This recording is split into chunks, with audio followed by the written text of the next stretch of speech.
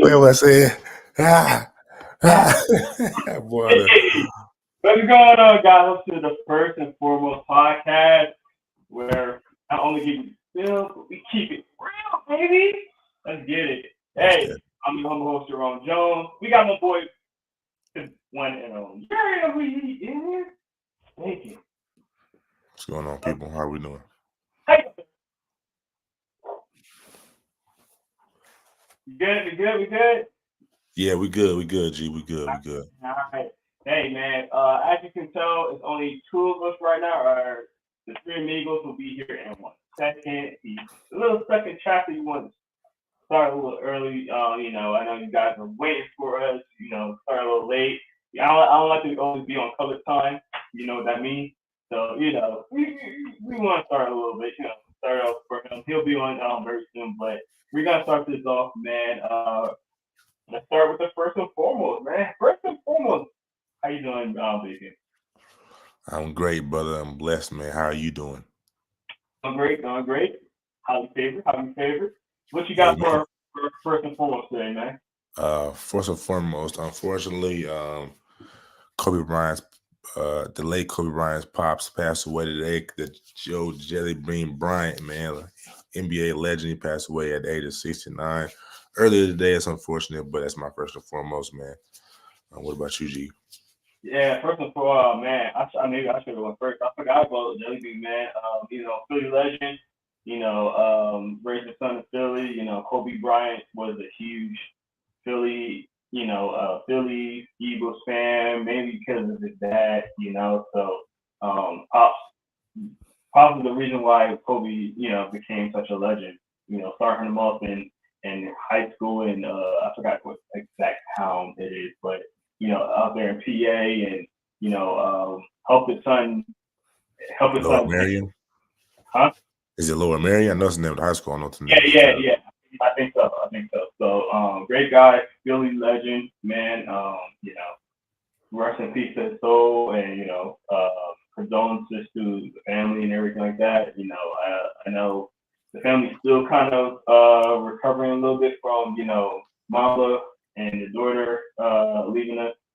So they lost a lot. Yeah, I know. So I hope they are doing well. I hope everything's going with them. But my first and foremost is I had another first foremost, but this is another.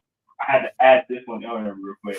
I'm gonna bring our I'm not gonna say our third guy, but our companion here, Mr. Naj Wilson. How you doing, sir? What's going on, fellas? How y'all doing tonight? Sorry I'm late, man. Bad accident, fellas. My apologies. Sorry, audience too. I know we got a special guest, so my apologies, y'all. You're good. We're just getting on to our first and foremost right now, and I want to say my first and foremost because before we got on here, and I wanted to bring you in here, Naj, but my man Bacon, man, I love my boy Bacon because he got some good music tape.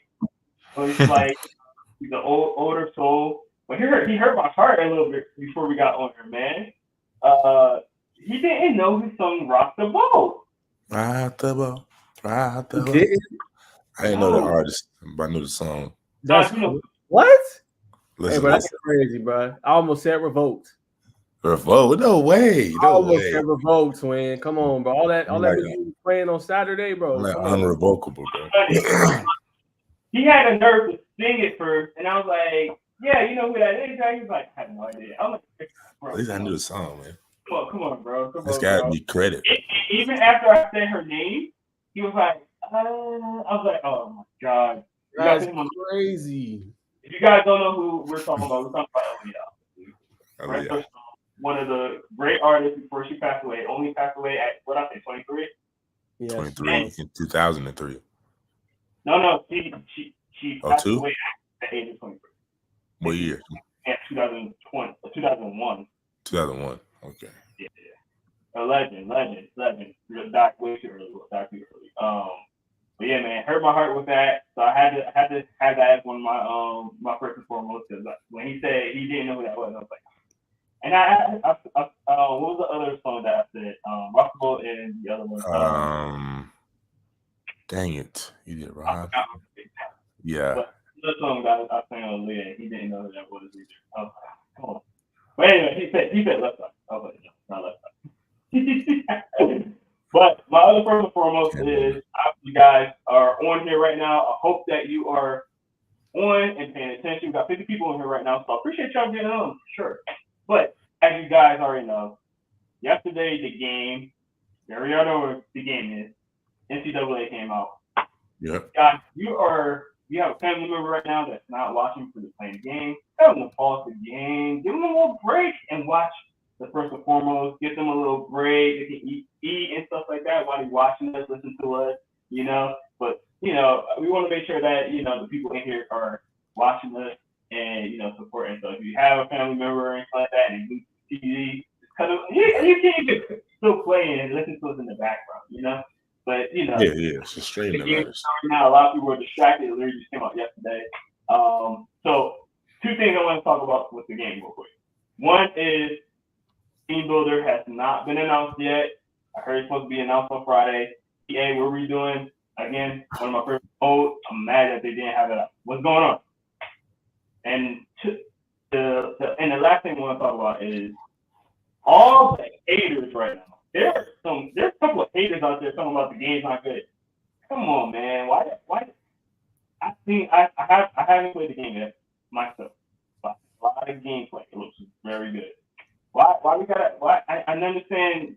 The game is not gonna. Everything's not gonna be pleasing to everybody. I get it, but why you gotta spoil it for everybody? You talk about the game. I waited 10 years for this, and then that. Like, come on, man. Let us enjoy it. Give it some time. There's gonna be a little bugs. There's gonna be some issues. Give it some time. But I'm telling you, from 10 years from now, 10 years from what we had, this game looks amazing. I can't wait to play it. Hopefully, I get to play it by this weekend. But man, I'm super excited. But what is your first and foremost, man?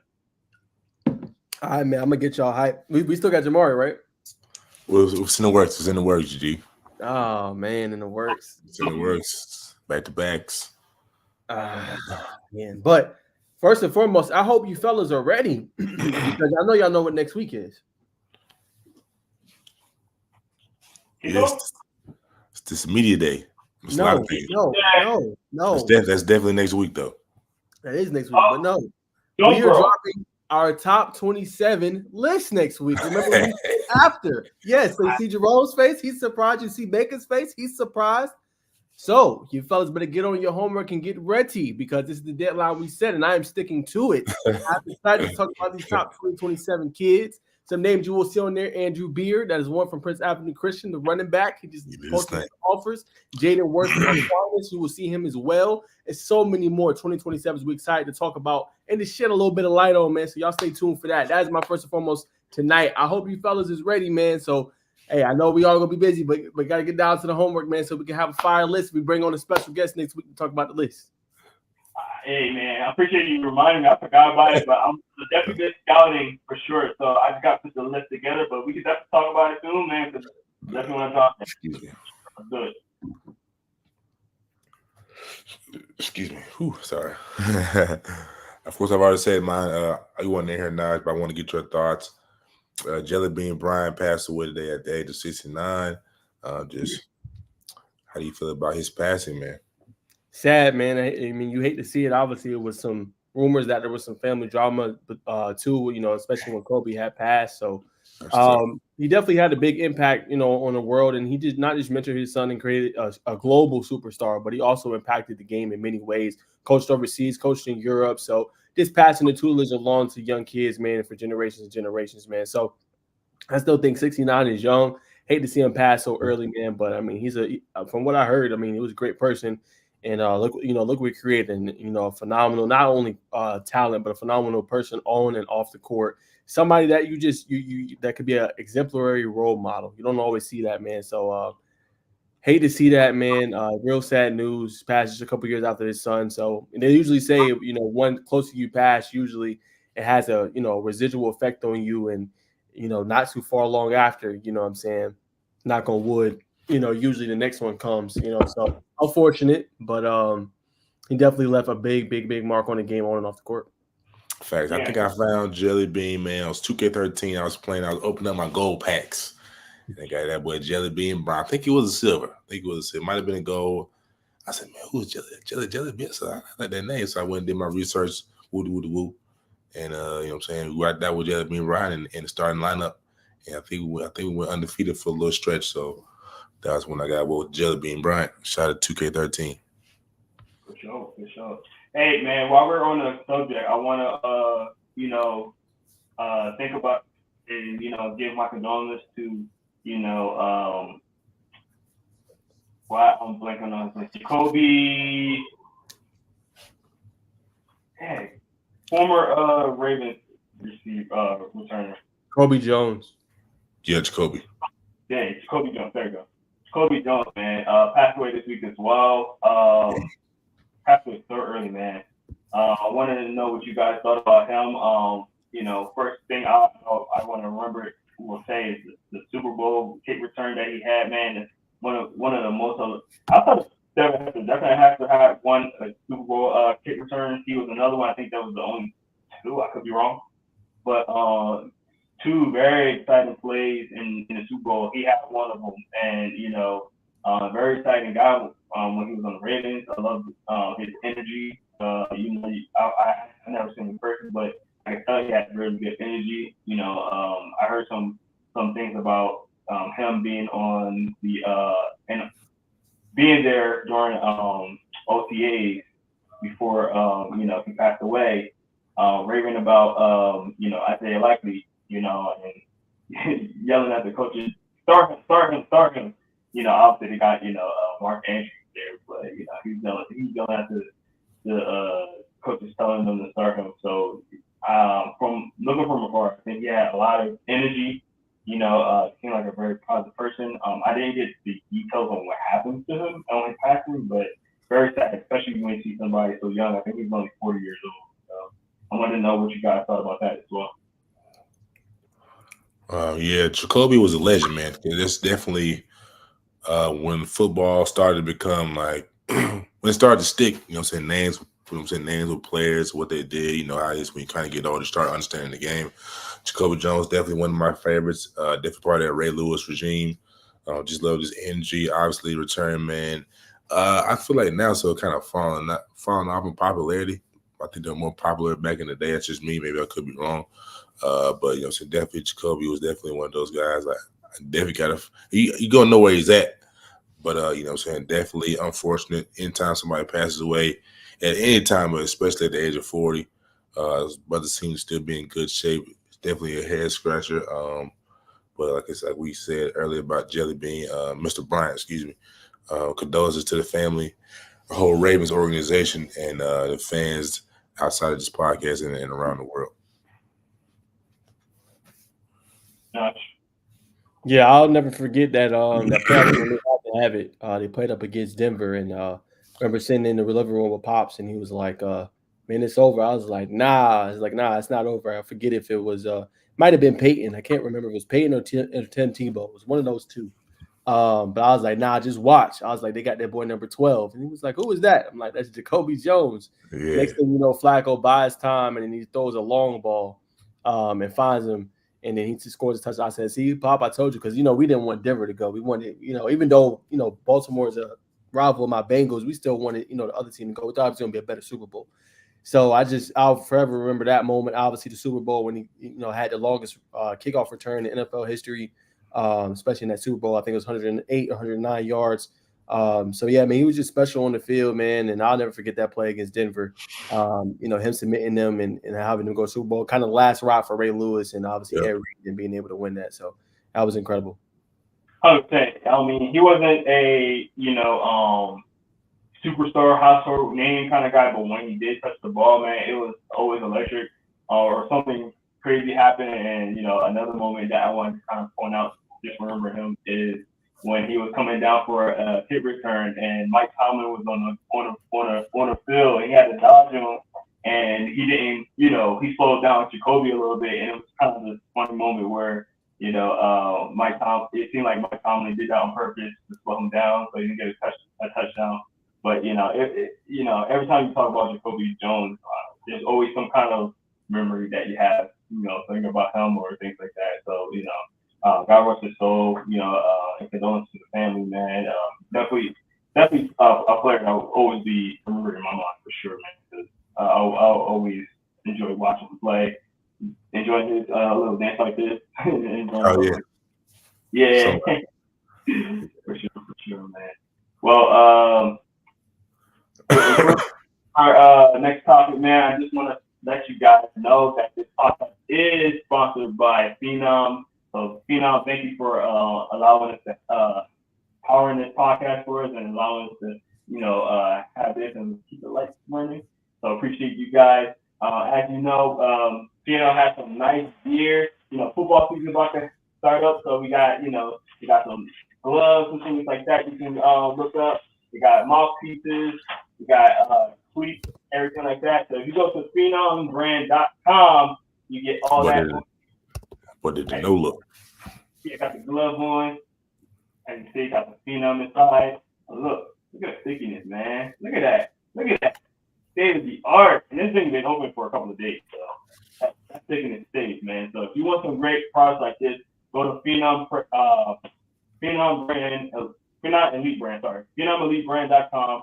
Go on there. As you see that QR code or the promo code right above me, it is ITH Football. You get 10% off of all your products on there. So you can cash. So not only can you look good for the season, but you can save some cash, man. I know y'all want to look fresh, so you know the saying. Look good, feel good, play good. Go to PhenomBrand.com and definitely get that for sure. So appreciate all of you guys on there. All right, cool.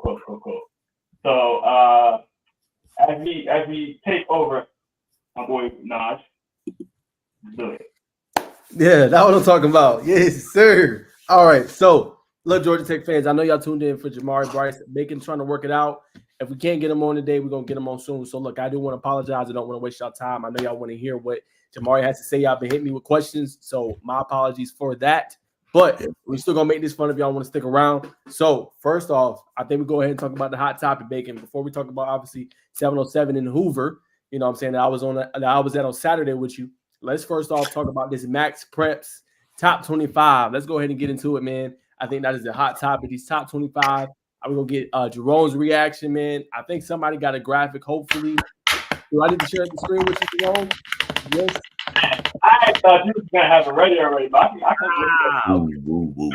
That's on me. That's on me. Okay, I'm gonna find it real quick.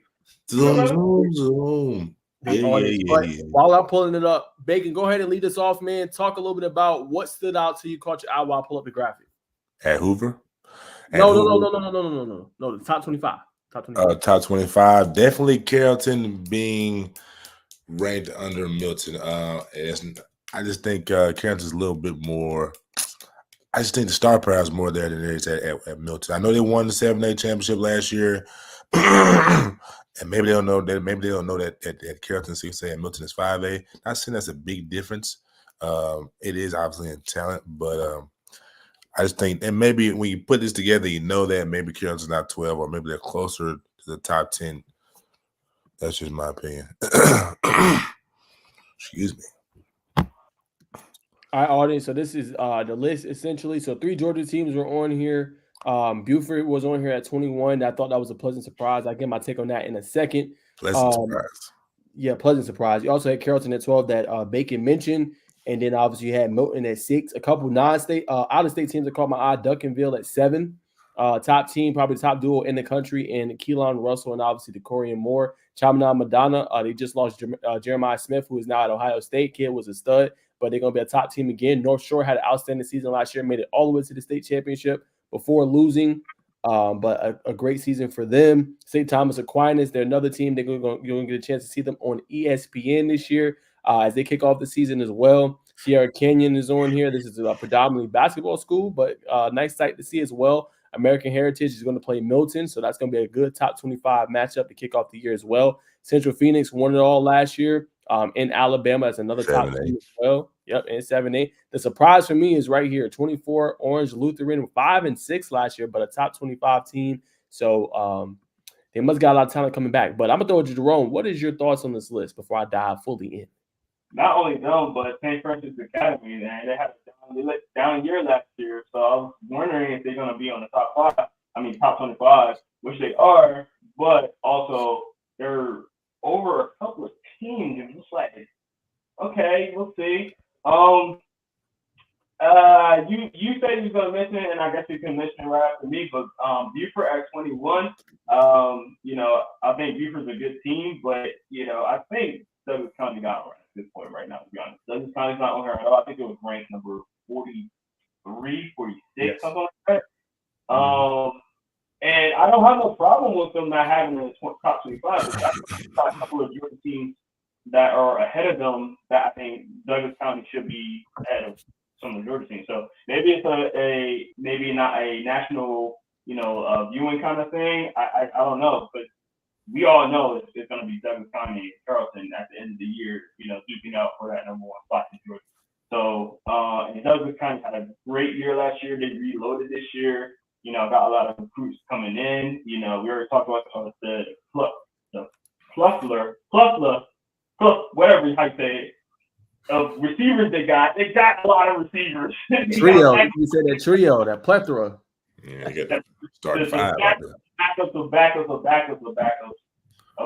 can be started somewhere else. So they got crazy receivers over there. Great coaches. DJ Darbo, their quarterback. I think he's an improved quarterback. Not to get my boy, last year and anything because he was a good quarterback too. But I think offensively they already got a lot of good pieces on defense as well that people don't actually talk about. So I think Douglas County deserves to be somewhere. It's not on the top 25. I think they should be higher than some of the Georgia teams, like a Buford. To be honest, I think they better than Buford. I think honestly Buford still riding the coattails of last year with all the talent they had, and rightfully so. But they lost a lot like this year, and I still think Buford's gonna be good. Don't get me wrong, I'm not disrespecting Buford or anything like that. They still have a lot of talent there. I just don't think they're on that top 25-ish type of team vibe. At least as a preseason top 25 to me. There you have it. So that's what stood out to them. For me, I agree. That was going to be my starting point. Buford being top 25. I don't think they're a top 25 team nationally. I do think they're a state championship contender in 6A, along with Carrollton and Douglas County and Grayson. I throw them right in that mix, but I'm going to take DC all day. I don't think DC is a top 43 team. Like you just said, they started 5. Adam Carter, Rakeith Kelly. That's in addition to the number, I think he's number 7, number 8 receiver in the country, and Devin Carter. You pair that with Aaron Gregory, who I think has been disrespected in the rankings on ESPN. He's not even a top 10 receiver on theirs. And then on top of that, you throw in James Johnson, the top athlete probably in the state, let alone maybe even the Southeast. Like, they're going to have weapons galore, man. And they can run the rock. And we didn't even talk about defensively with Jordan Carter, who's a 4-star, on some rankings 5-star. So, I mean, they got talent all over, man. They're loaded. And what's crazy is we're going to find a lot about Douglas County. Guess what? Douglas County going to play Langston Hughes. That game going to be good. They're going to play Buford. They play Buford this year. You know what I'm saying? So, I mean, there's so many good games at the beginning of the season. Like, I just can't wait. Let's get your popcorn ready. Go and throw your legs up. Sit back, relax. Get your nice drink, cold brew. Go ahead and chill. You know what I'm saying? That's how good it's going to be. So, I mean, I agree. For me, that's where I would put it. I know to Bacon's point, he's talking a little about you put Carrollton over Milton. I would not. I would put Milton over Carrollton. Just how they got it. I think when you look at it on a talent level, Carrollton to a degree might have a little bit more talent than Milton. But when you talk about coaching, we're talking about how technically sound those guys are. The Tyler Redmonds, the Dylan Lewises of the world, the Luke Nichols, the Ethan Barbers, CJ Wiley's. Like, I would take them over them. Now, I think that would have been an electric matchup if those two faced off in the playoffs. Fortunately, they won't because they're different classifications. But I would go with Milton and go on top. I think the coaching, to me, is just a little bit better. Not that this is no slight. I think Coach Joey King is a phenomenal coach. I'm not slighting Coach Joey King. I'm just saying I would go with Milton for me over them as well. And then, like I said, Duncanville, I threw that out there too on my list. Creekside, I love Coach Dixon, man, and they don't fight for they don't shy away from any challenge. That game against Duncanville, that's going to tell them a lot about themselves, man, in that one. Definitely a tough matchup, man. But you know, can't wait to see what they're able to do, man. It's top team in the country. Like, they're that good. So I can't wait to see what those high-end DBs for Creekside can do against Decorian Moore and the crew they got. They got a lot of good 26s as well. So, man, it's going to be a lot of fun, man. But, yeah, that was one of mine that I didn't understand why they weren't on there. And I think Langston Hughes going to surprise some people this year. That'd be my other team I think should be maybe a little bit high. I think they're going to surprise some. And I throw North Gwinnett in there too. Yeah, me and Vegas, me and Naj is high on North Gwinnett this year for sure. So you talked about this in the other podcast. What I was going to ask you boys? I was about to ask you boys something that I forgot. Oh, what's the deal with Milton being a 5A instead of a 6A? So usually Milton, so they played last year or the last few years. They play in the classification they're not supposed to, right? They really have always been a 6A type school or a 5A type school, but they always play up to kind of better themselves and go up against steep competition. So this year, I think they just made the choice like, hey, we're just going to do 5A. We were 7A. We could try to, but see, they would have to go to GHSA and ask. It's like an asking thing, basically, Jerome. You have to ask to get moved up. I think they were like, man, there's so much to do all that. You know, we'll just stick where we at with 5A. But usually they'll ask to move up or request to move up to play steeper competition. Interesting. Gotcha. Okay. Great reporting.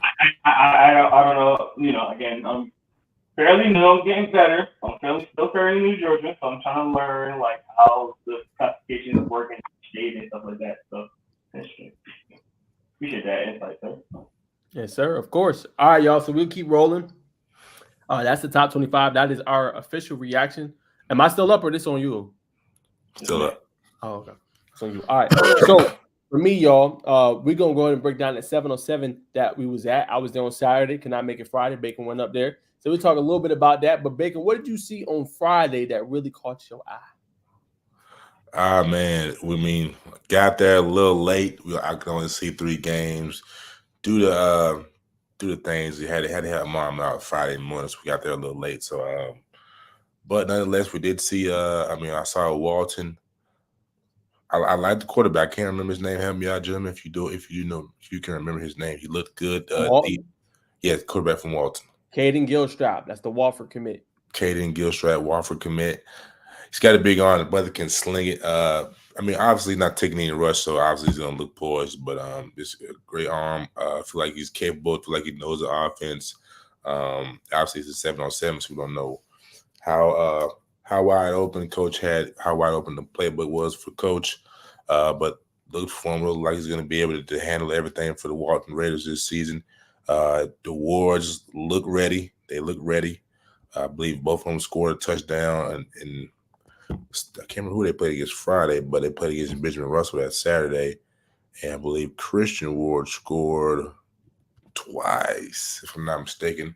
So the Wards, the Gilstrap are definitely my takeaways from Friday.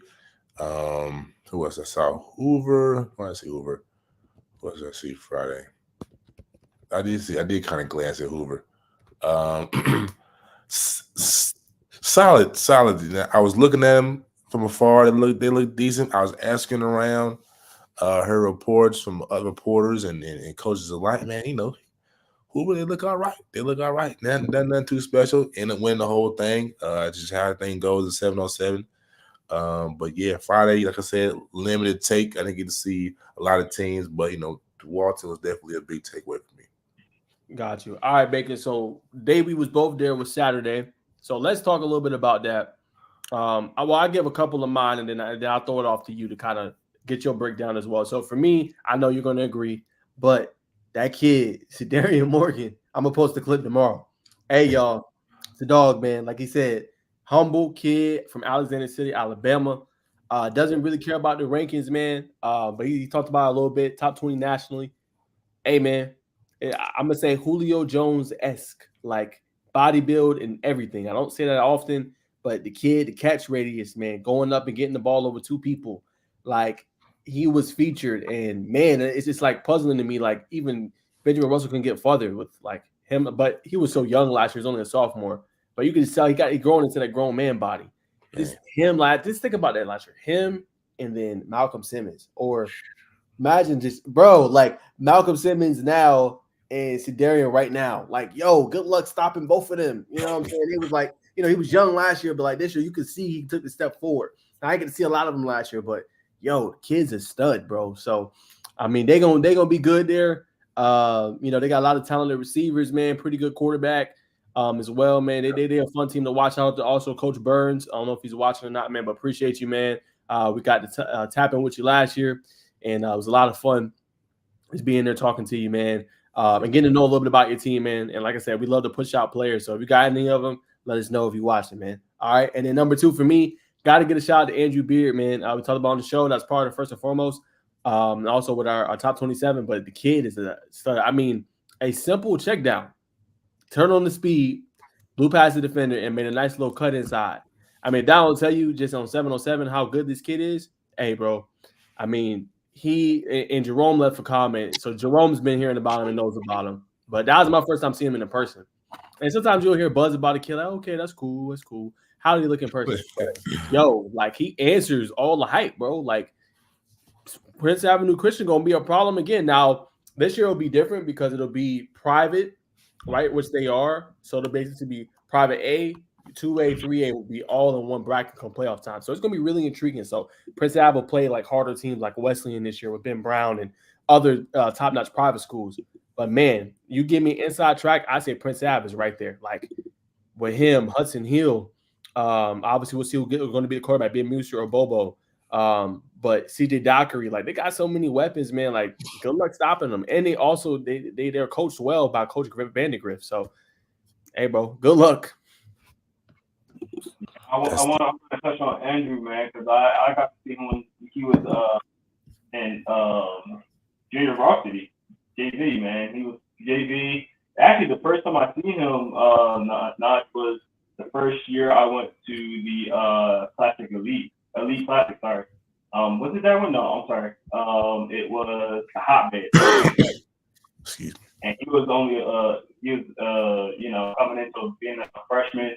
The year before his freshman year, came in and balled out at that camp. Then I seen him at the Classic, the Elite Classic, and then again last year. So I've seen him for a while now, and he's a baller, man. I knew from early on. I interviewed him a while ago, and I was like, this kid. I'm not gonna act like I'm the best talent evaluator, but when I seen him, I was like, dude, he's gonna be nice when he gets older. So I'm glad that you verified that when you get down there and got to see it as well, because I know you've seen him before at the what camp was it? Sorry, I'm blanking. It was the Quickie. I think no, was it Quickie 77 or was it the Elite Classic that we Might have been Elite Classic. Elite Classic, yeah. I didn't really see him. You didn't see him there? I didn't really catch him in practice. Nah. You did. I know we talked about it. The name I took your mind, but you definitely did. I talked about him. I was telling you that I needed to interview him again. Trust me. You did. Trust me. I remember because that was when Jeremy was there, right? I mean, Jeremy was there, but I personally, I don't remember like locking eyes on him. I probably, again, he was there. You probably talked about it, but I probably just like went past him. That's why. There was a lot of time there, so you probably I know a lot of guys, but he was definitely one of them. Telling you, like, you definitely crossed paths with him. Trust me, you definitely talked about him. I remember talking about him for sure. So. But yeah, man, good kid. Definitely need to look out for Andrew Beard. 100%, man. What else stood out to you, Bacon? 100%. Just an update to the viewers. I have made contact with Jamauri Brice. So fingers crossed, ladies and gentlemen, we may be able to get him on. He said he got busy earlier. You know, what I'm saying, things pop up. But back to Friday, I also want to shout out Thompson's B team. They definitely stood out to me. They played Pike Road. They was out there strapping it real tough, real tight. They had a pick, couple pass deflections. They beat Pike Road pretty handily. It was Pike Road's B team, it was not the A team. They beat them pretty handily. Secondary looks good.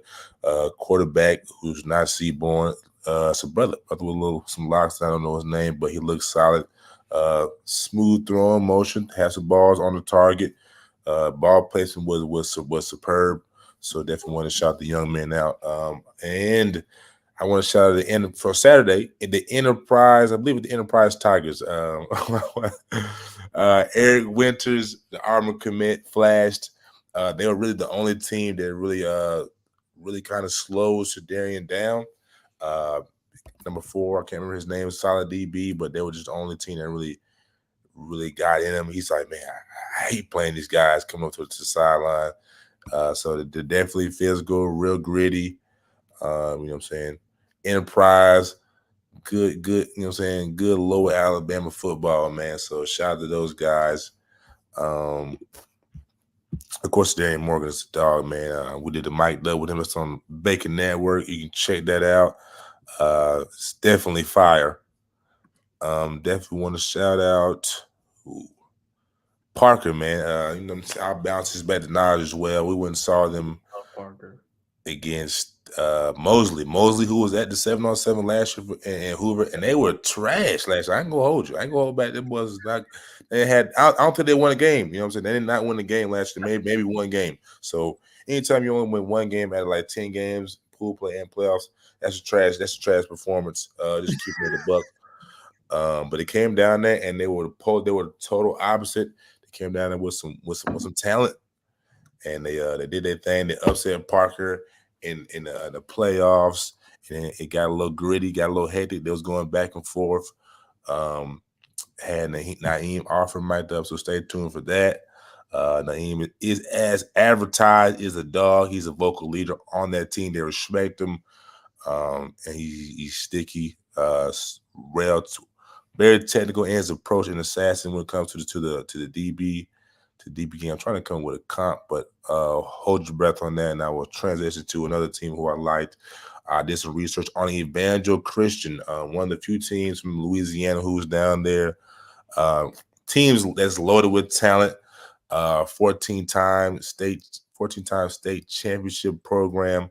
I got to talk to the head man who's had his hands on the program, kind of built the program up, and he told me, he said, because I asked, I said, man, Coach, how do you build up a program that's got 14 championships? And he, to my dismay, they had multiple head coaches. I think it's like 8 head coaches, and over the span, he was like just sowing seeds, obviously giving credit to God. But you know what I'm saying? He didn't give me everything I needed, but I could tell by just listening to him and talking to other coaches that he's a great man, great leadership. So it definitely starts top down. So just discipline, hard work is just what he said. And to highlight a young man, a quarterback who definitely caught my eye.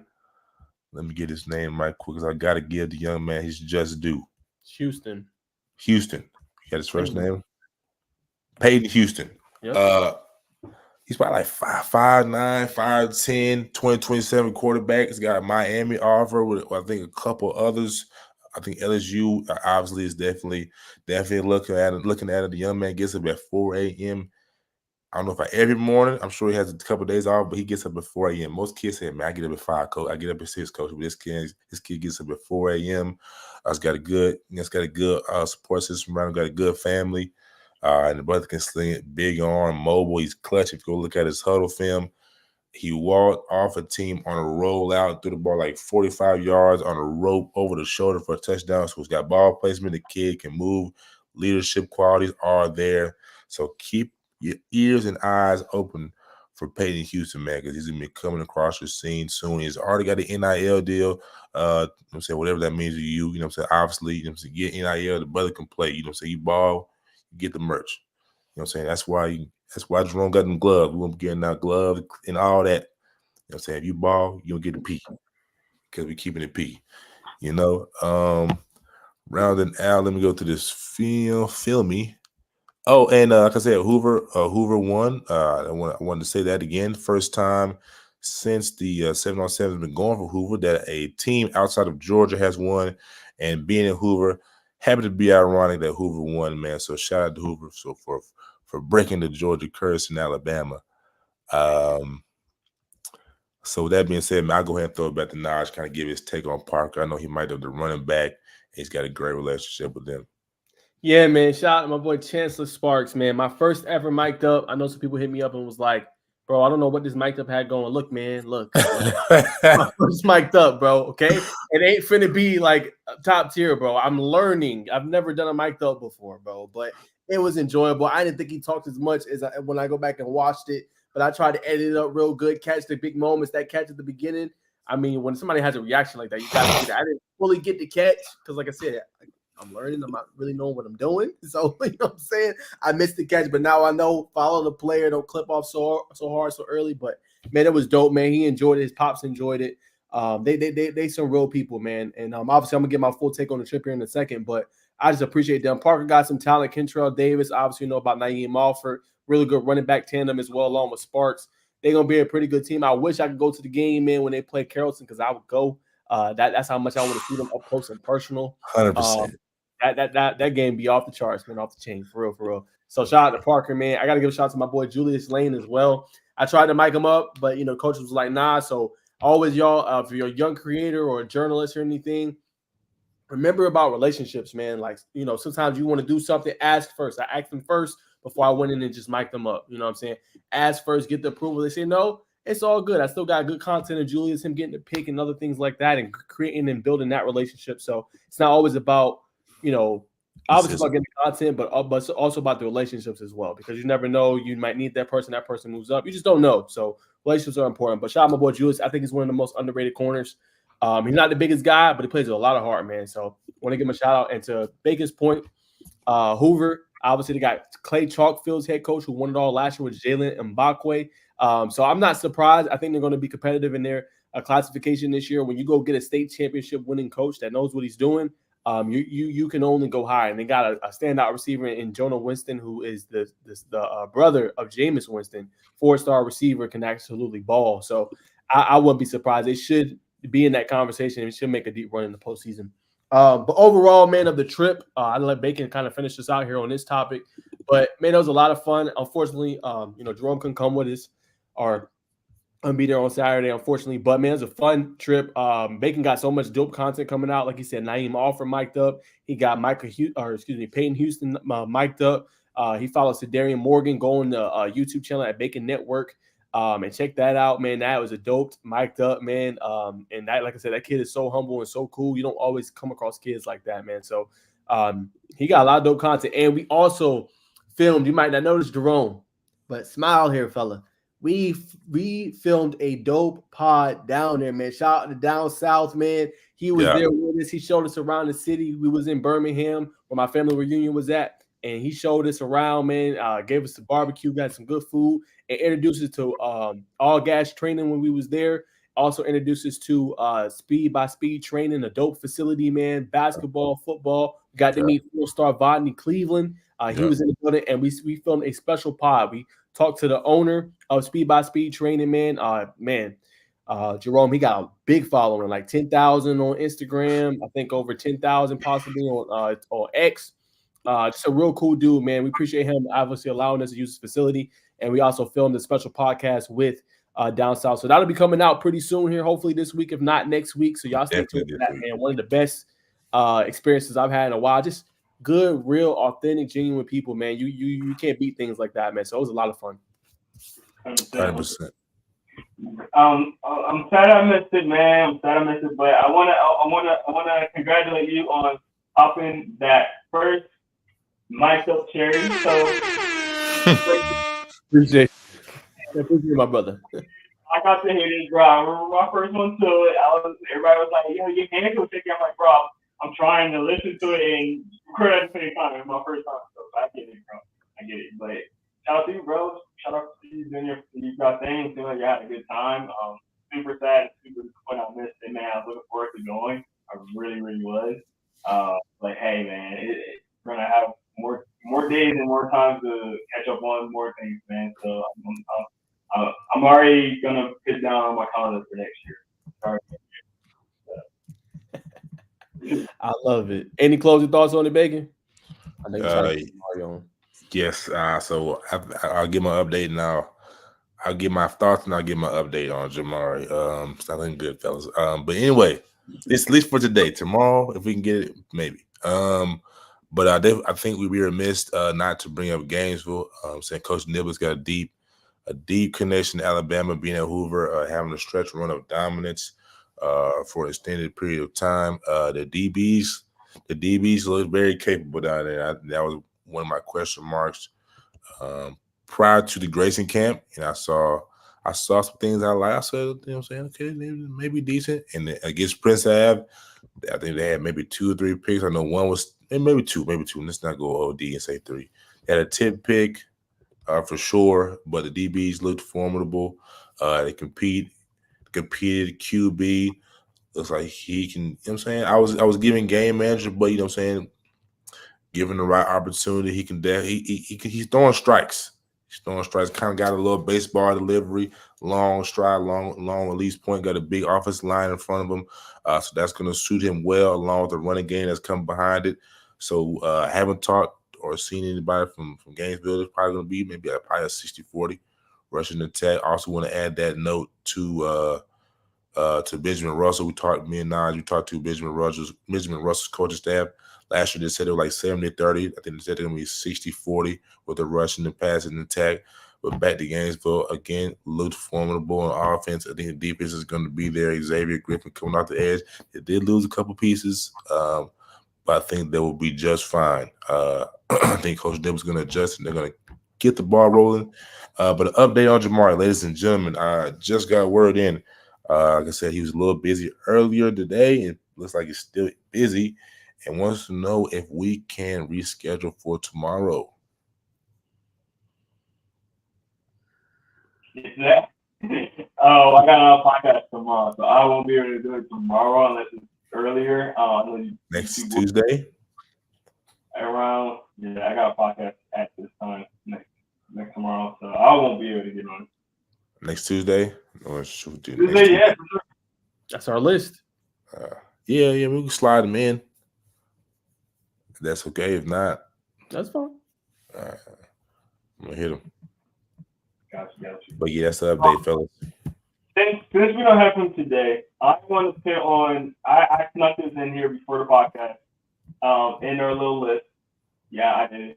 A new little topic I want to add on it here. You guys had your own little topics. I wanted to add something to my little survey. I know how I have the Jerome question of the day. That's not going to take away from that either. I have a question still. But I added this in here because, I think this is cool to kind of add in here and be the hot topic of the day.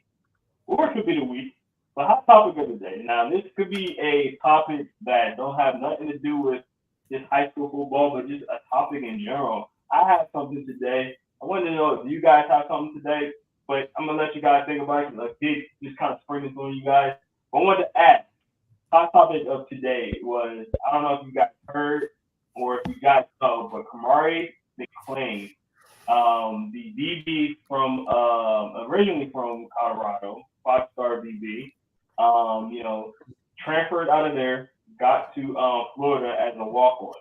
Now there was rumors from a pretty credible source. It's not a 24/7 Sports or anything like that, but and I'm not gonna put the gentleman's name out there for respect, but put out there that Cromartie was gonna be kicked off of the team today. He already had some issues with Colorado, with missing meetings and some of the issues that he is having with Coach Prime not putting him on the field for certain disciplinary situations. That's why he transferred out of Colorado after 1 year. Now at Florida, the rumors came out this morning. Oh, actually, no, I heard rumors maybe a day or two ago that he still has issues going to meetings, stuff like that at Florida. and that news came out today, this morning. Now, it has been debunked by some of the bigger name sources, but I wanted to ask you guys, what's your thoughts on the situation? And do you feel like this is a little bit of a PR move that some people are saying? Because, yesterday and today is the SEC media day. And we're saying, oh, they didn't want to take him off to have an issue at the media day, or making that be the main focus of today's topic at the media day. I want to know what y'all thoughts on the situation. Heard about it. I'll start with what you think, man. Yeah, so I got a little bit of insight on it. I won't say the employee's name, but somebody I know real well. His stepdad used to coach him in high school. This is when he was big and was a 5-star. And he didn't really go to practice, from what I heard through that source. Like, he would rarely show up to practice. He would just kind of show up on game day and play. So I think that's when the bad habits kind of started. And I know he went out to Colorado, and I think what it is, y'all, is just no accountability.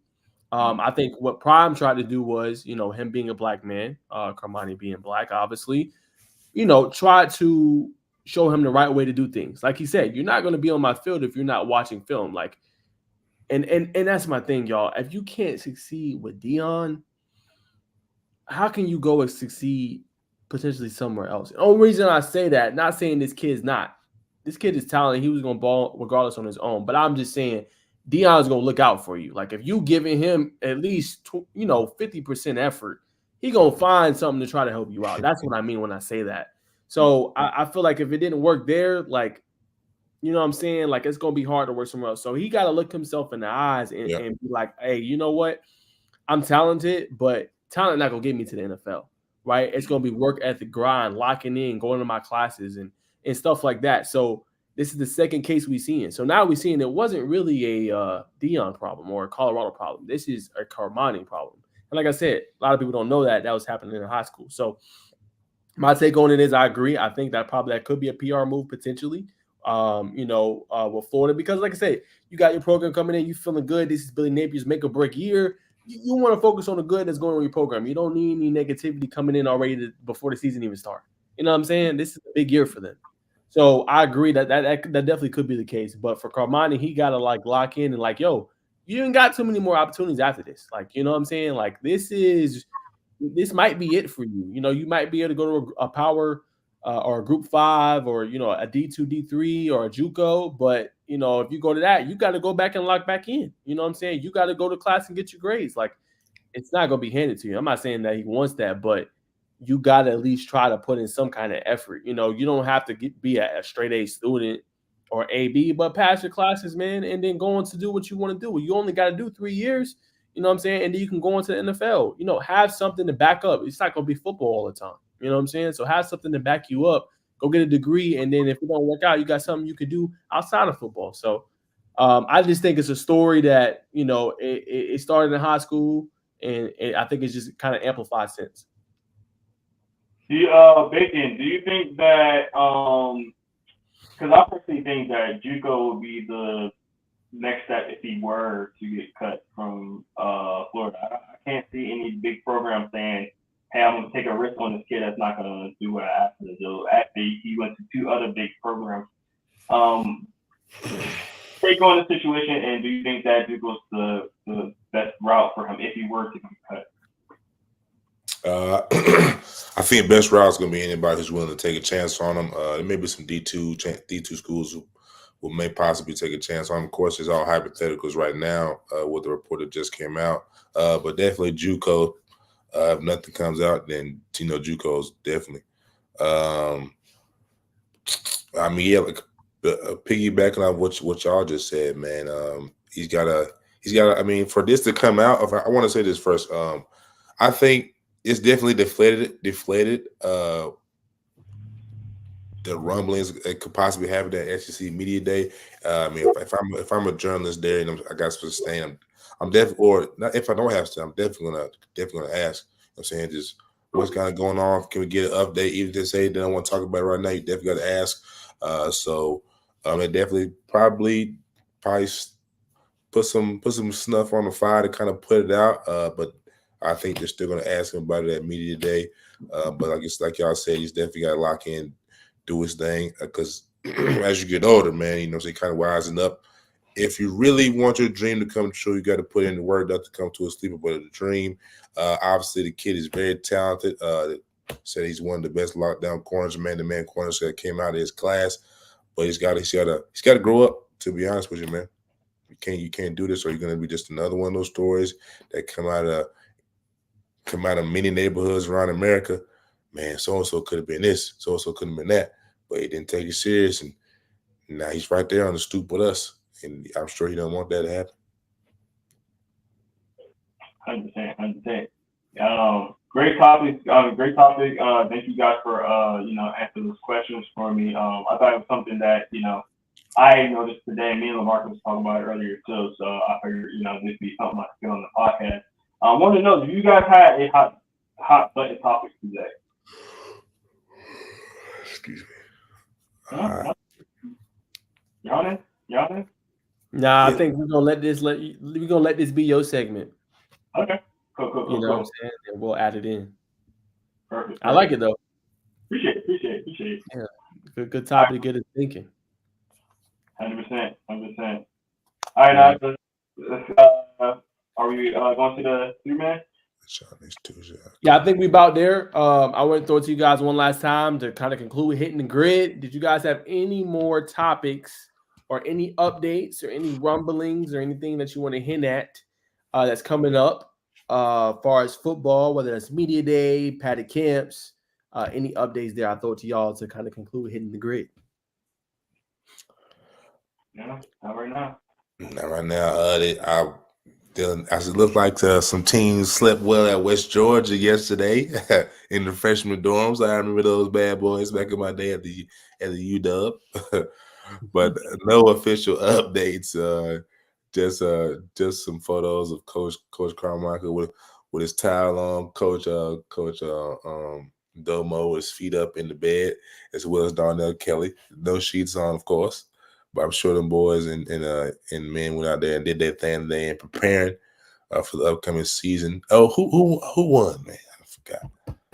Well, Stockbridge won. Stockbridge won at UW. They got the belt. So I put that out. But other than that, I don't have any concrete updates from that camp. That's 100. Well, y'all, that's going to conclude. If you do have any questions, throw them in the comments below. If you got any questions for as far as the football, we cover it all. Just make sure you hit that comment box below, man. But that's going to conclude the hitting the grid. I'm going to pass it off to Baker for the 3-man week. We're going to hit some basketball, hit some hoops. 100%, ladies and gentlemen. You know what I'm saying? If you haven't tuned in by now, what are you doing? But this is the best sports basketball segment on the man, woman, and animal and child. So with that being said, we have uno, dos, tres. The tres amigo, 3-man weave. Tapping in right now, man. Hottest thing going. First and foremost, what we got on the legend for the basketball news? Onyeka Ogwumike surpasses Lisa Leslie as the 12th leading scorer with 6,264 points when she surpassed her. So, guys, if you didn't see it, I'm sure you watched the highlights. What's your thoughts on Miss Onyeka Ogwumike? Because she's been on a tear this year. What's your thoughts on her surpassing the legend Lisa Leslie? Awesome honor for her. Congrats to the longevity of her career. We know how phenomenal Lisa Leslie was. I remember being a kid watching her play for the Sparks and doing what she was able to do with that program. So I just think it's just a testament of how long she's been in the league, how she continues to put in work. She doesn't always get the notice that she deserves, but just one of those veteran kind of players that, you can depend on, be a leader. You're not going to have to worry about off the court. She just comes in, does her job, and just, a wily veteran that you can depend on to lead the team on the court, man. So shout out to her. That's a special, special honor, and hopefully she keeps going and keep breaking them records. 100%. What you got, Jay? Yeah, I actually haven't seen it. I've been locked in on a couple of other things behind the scenes with Inside the Hatch. I actually didn't see that. So that's surprising to me. So that's incredible, man. This was a legend. So to surpass her, that's a big honor, so shout out to her. Again, I didn't get to see it. It's a shock to me. So that's dope, man. 100%, man. Yes, sir. And the Seattle Storm, they are 8-2, trending in the right direction. They are sitting at the fourth spot in WNBA, man. So, kind of give y'all, ladies and gentlemen, who's watching and tuning in right now, update on the standings if you haven't been watching closely. The New York, New York is still in first place, 20-4. The Connecticut Sun have regressed a little bit, still eight, still. Let's see, what are in the last 10? They're 6-4, 6-4 in the last 10. Still solid, still playing above 500. But the team to watch right now is the Las Vegas Aces, playing at 9-1 in their last 10 games. I think we know why. Superstar. Oh my goodness, the statue. We call it the statue right now. I think a lot of people know what we're talking about right here. Averaging 20 points, 20 rebounds, if I'm not mistaken. Let's confirm that. Aja Wilson averaging 27 points and 11 rebounds. I think in the last game she had 20 rebounds. What'd you say, Nash? No, I was just repeating the name because you was looking for the name. So appreciate that, brother. Appreciate that, man. Like I said, 27 points, 11 rebounds. She's definitely turning it on. I think the Aces are kind of getting over that WNBA championship hangover. So look for them to come out all firing on all cylinders after this break. Now it is a big break. We'll get to that in just a minute. Back to the standings. Following up there, the Vegas Aces are the Seattle Storm. Then you got the Minnesota Lynx at 5-5 in the last 10 games. Phoenix Mercury again 5-5. And the Indiana Fever, man, surpassed the Chicago Sky 6-4 in the last 10. Chicago Sky rounding out the 8th spot at 5-5. Unfortunately, Miss Reese's double streak came to an end. I believe she capped it off at 14 straight double-doubles. So shout out to those ladies for getting it done. Now, of course, we got the WNBA All-Star Game coming up. The hometown, Miss Alicia Gray. She's gonna be representing the Dream, fellas. Shout out to her, South Carolina product. Right now, she's currently averaging, I believe, like 15 points, shooting the cover off the ball 40%. 40% from the field. 40% from 3, excuse me. Now, what's going to be interesting, right? Prior to the last Olympics, is going to be a big gap. I believe they won't come back into playing an organized game until August. So with the big gap, guys, how do you feel like the ladies will come back after watching their teammates? Some of their teammates play on a national scale. Obviously, the NBA, no other sports league has this being done, where they have a big gap. You know what I'm saying? Players get to go to the Olympics, then come back. It's kind of always been like that for WNBA. They be having those kind of like big gaps. They play obviously in a I won't say weird time, but usually you'll see them be like these long layoffs. Another when you compare it to like soccer is another sport just in general that has like a long layoff for Olympic play or world play and then come back later. So I think it's going to be interesting because you might see some that are tired. You might see some with kind of legs baggy a little bit. But what would they be able to give to their team? How fast would they get acclimated after playing on the world stage?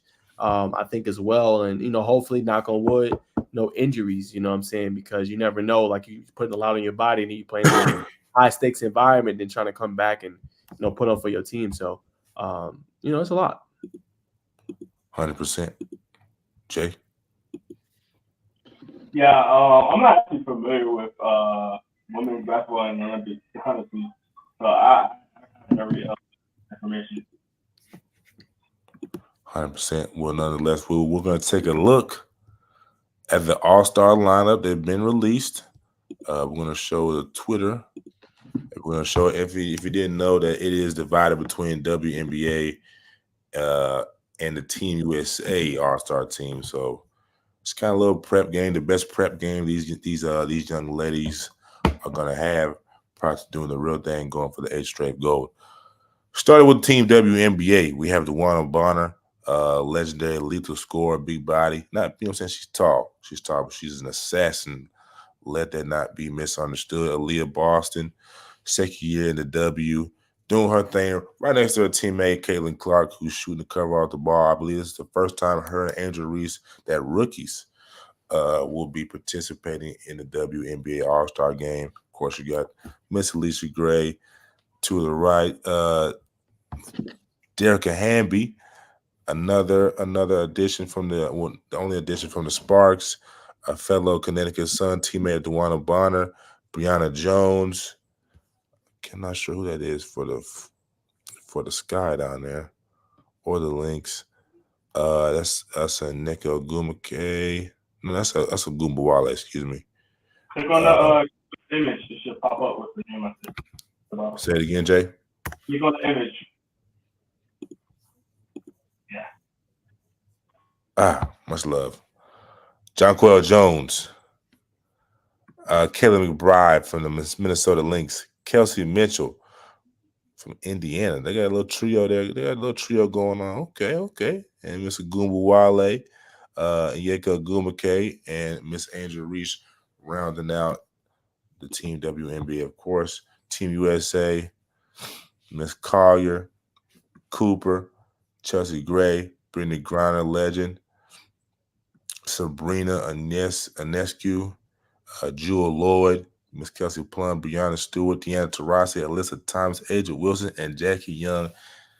Bonafide Hall of Famers right there. So, gentlemen, you know what I'm saying? I believe the last time Team USA played Team WNBA, Team USA won. It was a close game. But now seeing the rosters, who do you think is going to win this game? And do you think it will be close? Jay, I'll start with you. And that's a hard lineup. I want to go with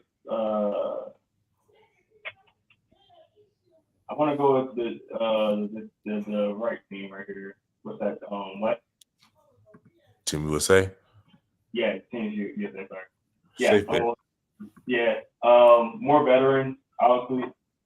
Big name women right there. I think they're a better squad. I think that, Team WNBA, they got a lot more younger people on their team. Mm-hmm. So I think that USA got it, in my opinion. Now, who do you think at a team WNBA who's going to be the spark, who's going to be somebody that's going to surprise, not surprise, but I'm saying possibly make the game closer than it possibly could be? Probably Brittany. I think Brittany Griner is a good one. Plum is a really good one as well. Sabrina's been playing really well this year. So I think those three girls right there will probably be the difference makers in my opinion.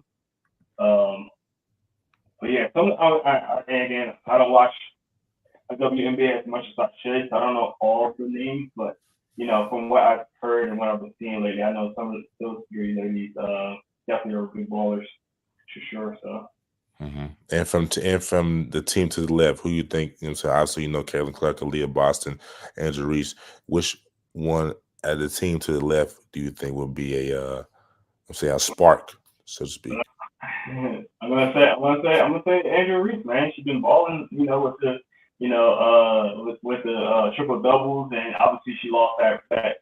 She didn't lose the record, obviously, but she didn't continue on with the record. I think they was the coach was trying to keep her in the game, but obviously it didn't happen for her, so that streak wasn't there. But she's an electric player, young, a baller.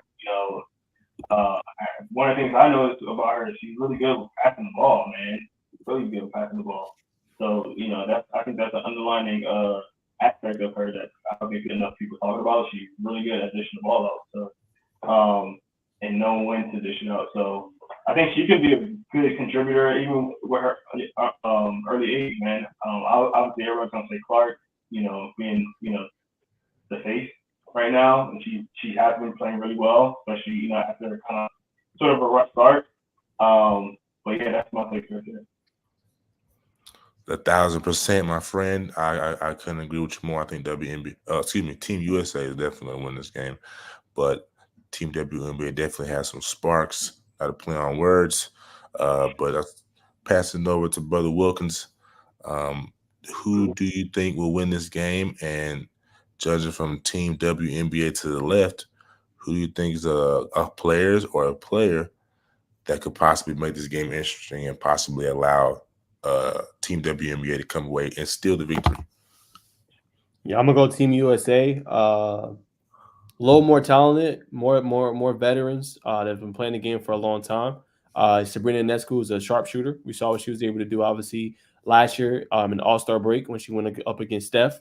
So you got sharpshooter, you got a floor general in Deanna Taurasi. You got an outstanding big and actually two outstanding front court players, and obviously Breanna Stewart, and you got Asia Wilson. Both of them are problems. So I think that's going to be hard for them to stop. And you got another orchestrator of the offense in Kelsey Plum, who probably be coming off the bench, but like she's going to be tough. And then I didn't even include Brittany Griner or Collier. Like, those are other great players for them as well. So I think Team USA got it. I think this would be still a competitive game. But if I had to say a spark for Team WNBA, I got to go Agumbale. I might be saying it from the Dallas Wings. She's an outstanding player. She's a spark. She was the leading scorer at one point in the WNBA. I'm not sure if she still is, but just what she's able to do, that's going to be tough for them to kind of guard and defend. Then you got a sniper and obviously Caitlin Clark as well. But if the shot's not falling, she's not efficient. You got Angel Reese on the boards. She's hard to keep off their glass, so that keeps up second chance opportunity. So that's why I give them a chance in this one as well. We got her on the boards and Brianna Jones can rebound at high end levels. You feel pretty good at getting it to Clark. Boston can also rebound at a high level and get into Clark and DeWanna Bonner and things like that can kind of, create that shot creation and be able to facilitate and score. So those would be my couple that I think could have a chance and could have a big impact in this one. But I definitely would go with Team USA. Couldn't agree more, gentlemen. I think this is definitely the game for Team USA. Like I said, like a little early tune-up before they kind of hit the real thing. I'm definitely interested to see. I'm always intrigued with how Asia Wilson how she's gonna play. I'm saying? I think she's obviously probably my favorite player in the W right now. Alongside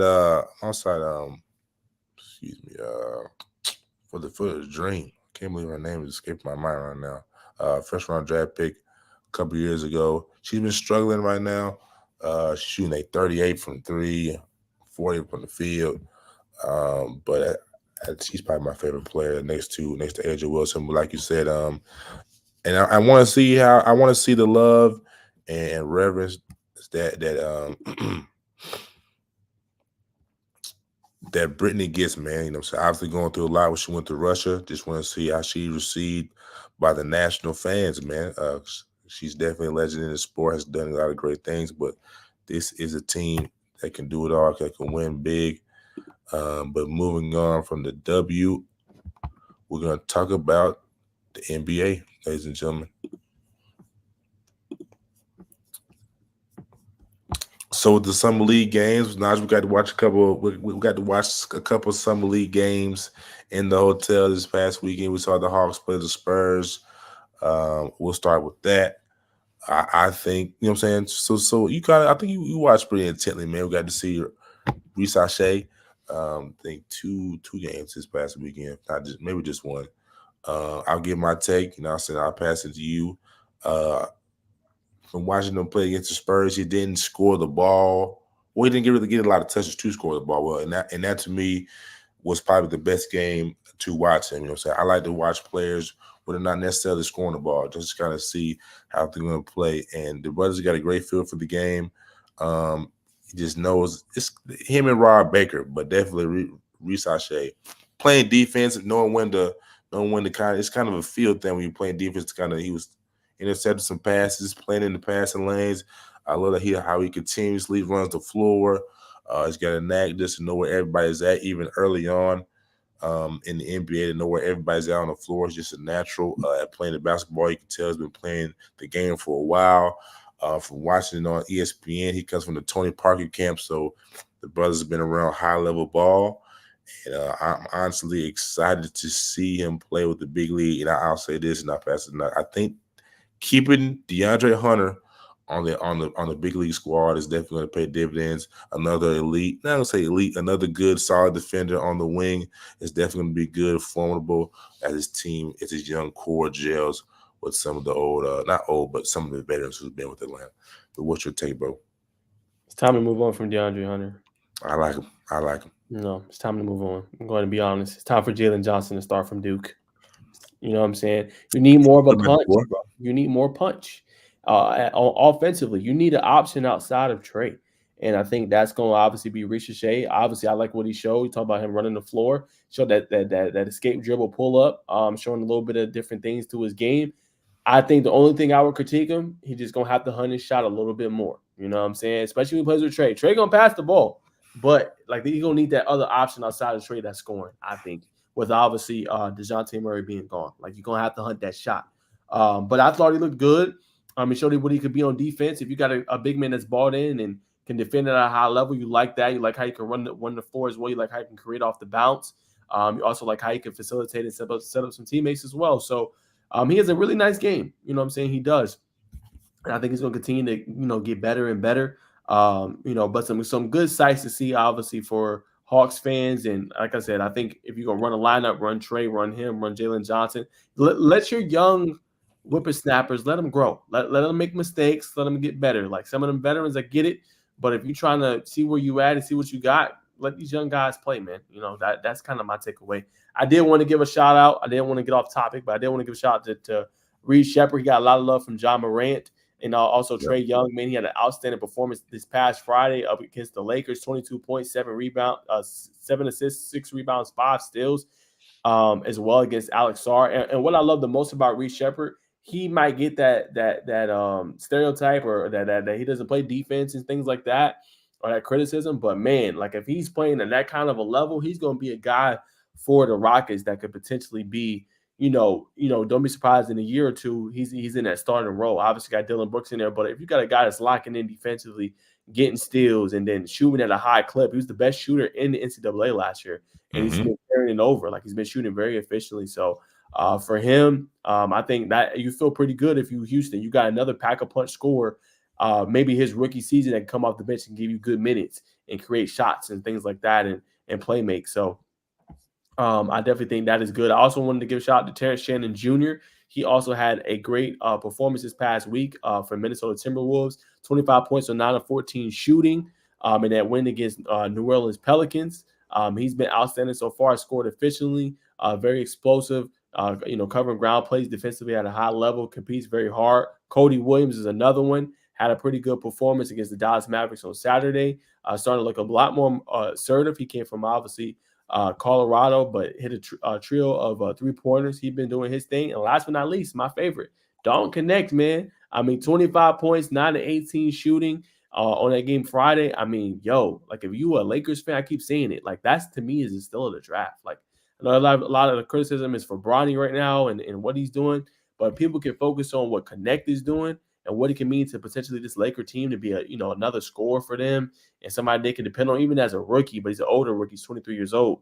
You feel pretty good, man. He's been showing off, and the fact that he can shoot like that, Bacon, in addition with his athleticism and how he can slash to the rim, him playing off AD and LeBron, bro, you got to feel good as a Lakers fan. Come on, bro. That's definitely gonna be tough. Dr. Connect is a special talent, man. He can definitely get it going like a microwave. Definitely got that microwave badge in 2K, man. So big shout out to him. We didn't talk about Alex Sarr. We talked about it in the hotel, Naj. I was on the cusp of saying, man, he kind of underachieved. I personally wanted to see a little more out of the scoring bag, man. I was one of those ones who kind of had him compared him highly to Wembanyama. I still think he has the potential to do so, being long, can handle the ball, can shoot the ball from anywhere, can score in the post, can beat you off the dribble very long. But I sat back. I said, you know what? I'm saying the brother didn't shoot well from 3. He probably shot around 30% from 3, which is average. But he had 4 blocks. I said, you know what? For a first game, it's not be critical. That's actually a pretty good, not a very exceptional outing for him. So Alex Sarr for the Wizards take a step in the right direction. I like what I saw and was very pleased, but wanted to get your thoughts as well, brother. Yeah, I think Reed Shepherd had a nasty poster on him. I think too, if I'm not mistaken as well. But I think Sarr's going to have a little bit of growing pains. That's why I told you I think the Hawks made a really good selection with Ricochet kind of coming in because I think Sarr going to have a little bit of growing pains. He's gonna have to develop a couple things to his game, I think, as well. But he's probably gonna be one of the Wizards' better players. Well, I mean, obviously Kyle Kuzma's number one right now with Poole and everybody else, but I think it's gonna take a little time for him. Like, going through things, figuring things out, getting experience. He's so young. I think he showed some flashes, Bacon, nonetheless, but I think he's gonna have to hone in on some things, especially defense side of the ball and things like that. I mean, he'll have to tighten it up. 100%, 100%. And we from Newton, man. Help me out, bro. Come on, Stephon Castle. Stephon Even Castle. Even a hooping. I told you about him. 100%. Stephon Castle's been doing his thing. Unfortunately, a little wrist injury, sidelined him. He's going to miss the rest of the summer league. But the Buzz's been balling, man. You showed enough. You showed enough, man. Sit on the side, man. Here's a little per diem, man. Enjoy yourself. Don't go too crazy. Don't hurt your wrist, man. But you've been doing your thing. And shout out to Stephon Castle for putting on for the Peach State, man. Real deal. Killer. Moving on. Jalen Wilson, another guard for the Spurs, man. The Spurs not the Spurs, Brooklyn. Had 27 points, put away the Knicks. You know what I'm saying? I like the young man's game. Let me see. We can get some of his tape going here. I'll share my screen, man. Share some of the fruits of his labor virtually. All right. Bleacher Report, where you at? Am I live? I bet I'm live. Get a little more shine going. I like his movement without the basketball. You.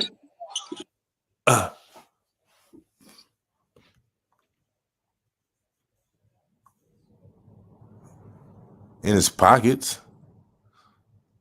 Looking up court, bounce pass, Olay. What's that? Come on!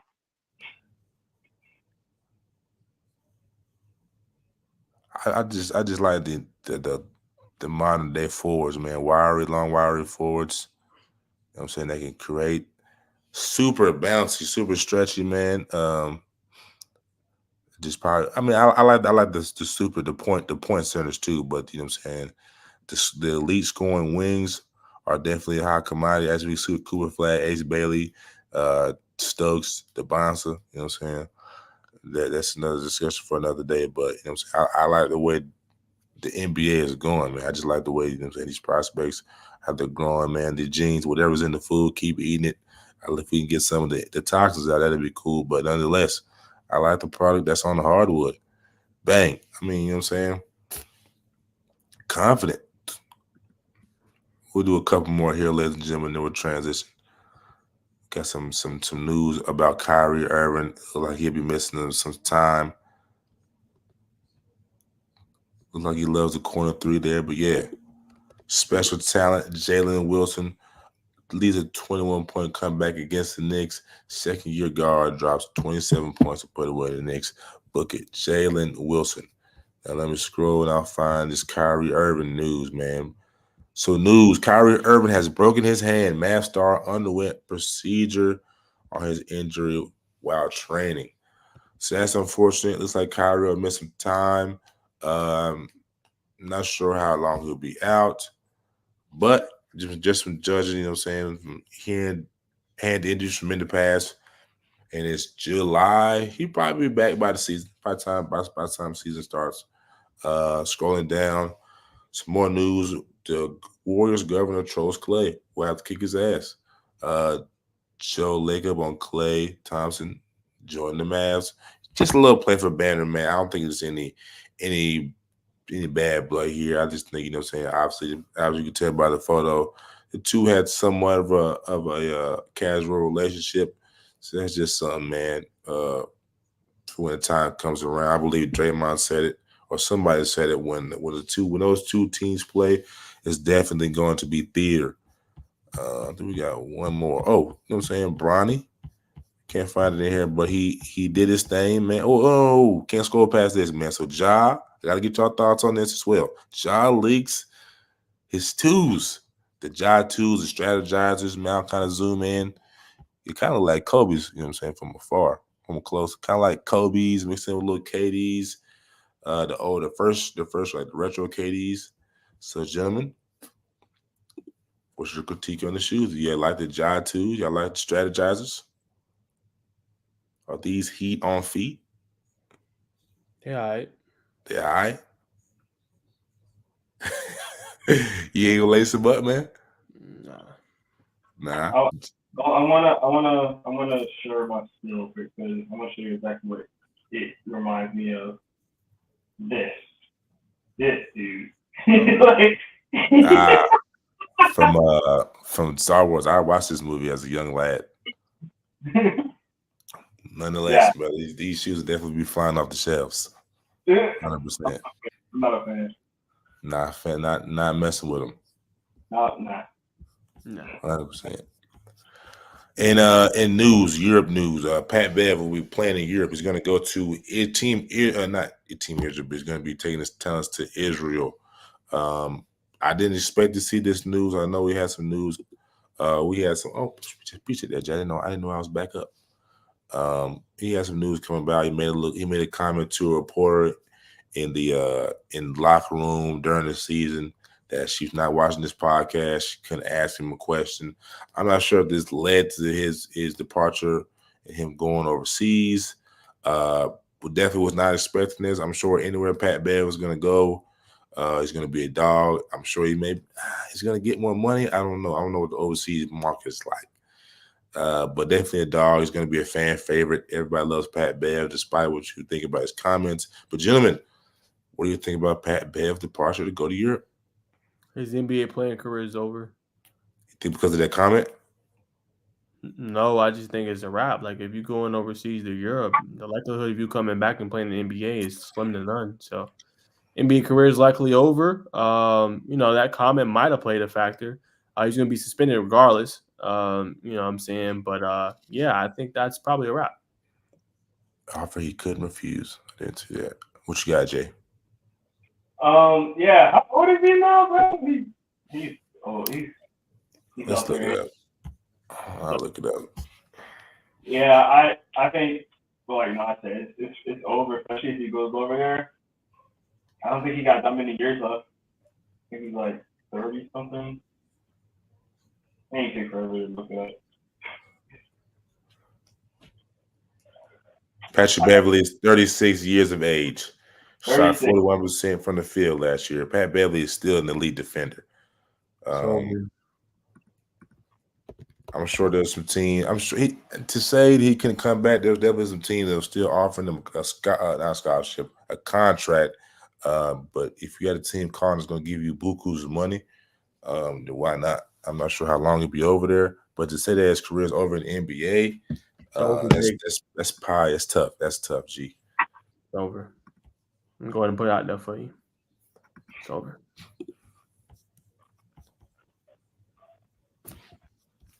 I told you about Stephon Castle being a lottery pick. You did. I've given you credit. Yeah, it's over. Unfortunately. Just Joe Jelly Bean. So what did y'all think? I'm trying to find it. Just Bronny got his he got an award for the COD tourney. Do you think is what I'm saying? Do you think this takes any heat away, but from his performances, but just Bron's came out on record that Bronny don't really care about what people think. Bronny gonna do what he do. I think it's just Bronny being Bronny. I think people just need to pump the brakes, let Bronny do his thing, and let him play. So just what's your thoughts? Obviously, the award was put out there that he had either the best KD ratio, or he won a tournament for Call of Duty. Just want to get you guys' thoughts on just the whole scenario. I'll start with you, Nash. You look like you're eager. I think you could have went a different direction. Bringing up the video game, I don't think that helps him. To be honest with you, like, you winning the tournament, like, no one cares. To be real, like, not saying that the kid can't play. He's going to have the thing behind him, but I don't think that helps. What I think is interesting, the topic we should be talking about is what Jaylen Brown said about Bronny. Pro. And his girl said, "Oh, he'll likely be in G League." He's like, "Nah, he'll likely be with the Lakers." You know what I'm saying? Because of his name. Yeah, I think that's something we should be talking about. Is that in that comment What you got there, brother? Jerome. Jerome. Jalen Brown. Well, hey, that brings us to it. I had to bring that up. I ain't trying to steal your thunder, but I think that's a hot topic since we on the topic of Bronny. That only leads to that. And that going viral yesterday. But I mean, yeah, I think it's unfortunate. He's gonna have a lot of heat, and he's not playing well. He's 0 for 14 from 3. You know what I'm saying? So, and the problem is Bacon. He hasn't shown a flash like of anything just offensively. Maybe defensively, he's been showing some things and steals, and maybe he'll be like a Lou Dortz type of player. But everyone's looking at, okay, well, he got a fully guaranteed contract as a 55th overall pick. His dad is LeBron, the greatest ever. He's going to have that constant pressure. And if he don't perform up to snuff, it's going to be worse when he's on the road. You know what I'm saying? They're going to have fan signs out. Oh, LeBron's, messing with his teammates. Why? It's going to be so, you know how fans are, bro. You know what I'm saying? They just, they're going to be ruthless, to him. So, it's going to be important for him to be mentally strong, mentally sharp, and be able to ignore it. And it could take him some time, before he's able to do it. I still think he should stay another year and worked on his game a little bit before coming. But, he's fortunate and blessed, I would say, to be able to be in the spot. But it's not going to be easy. It's a part of it. 100%. You add on to that, Jay? Yeah, I want to get to my question now that you kind of spoiled it. It's fine. But hey, man, it's a hot topic, and I wanted to ask you guys because since we are talking about Bronny, and to answer your question, I agree with Naj on the topic for sure. But Jaylen Brown, I'm actually gonna pull this up. Jaylen Brown actually made a comment. I want to know what y'all thought about his comment and the fact that he kind of and let me bring it up now. So right here, as you see, this is a back Twitter account. But Jaylen Brown says he don't think Bronny is a pro. It's audio tape. You can hear him saying. You can see him lipping it right here. I'm not gonna play the actual audio. But this is Jaylen Brown's Twitter account, and it says, it's a flex to have your son alongside you in the NFL. It's a reflection of greatness and longevity. Bronny has all the tools around him to be successful. I look forward to watching his growth. I wanted to know what you guys thought about the initial comment that he made on the court. Obviously, he's a guy that plays at Boston, just won a championship, but he didn't take the easy route coming up himself. He, kind of struggled coming in. Not really struggled, but it wasn't where he is now and had to, get to that point. So now he's on the sidelines talking about it, caught on audio. I want to know what your thoughts on the comment that he made and how do you feel like how he kind of rebutted and came back with the comment afterwards. He's a superstar. Everybody's entitled to their own opinion, man.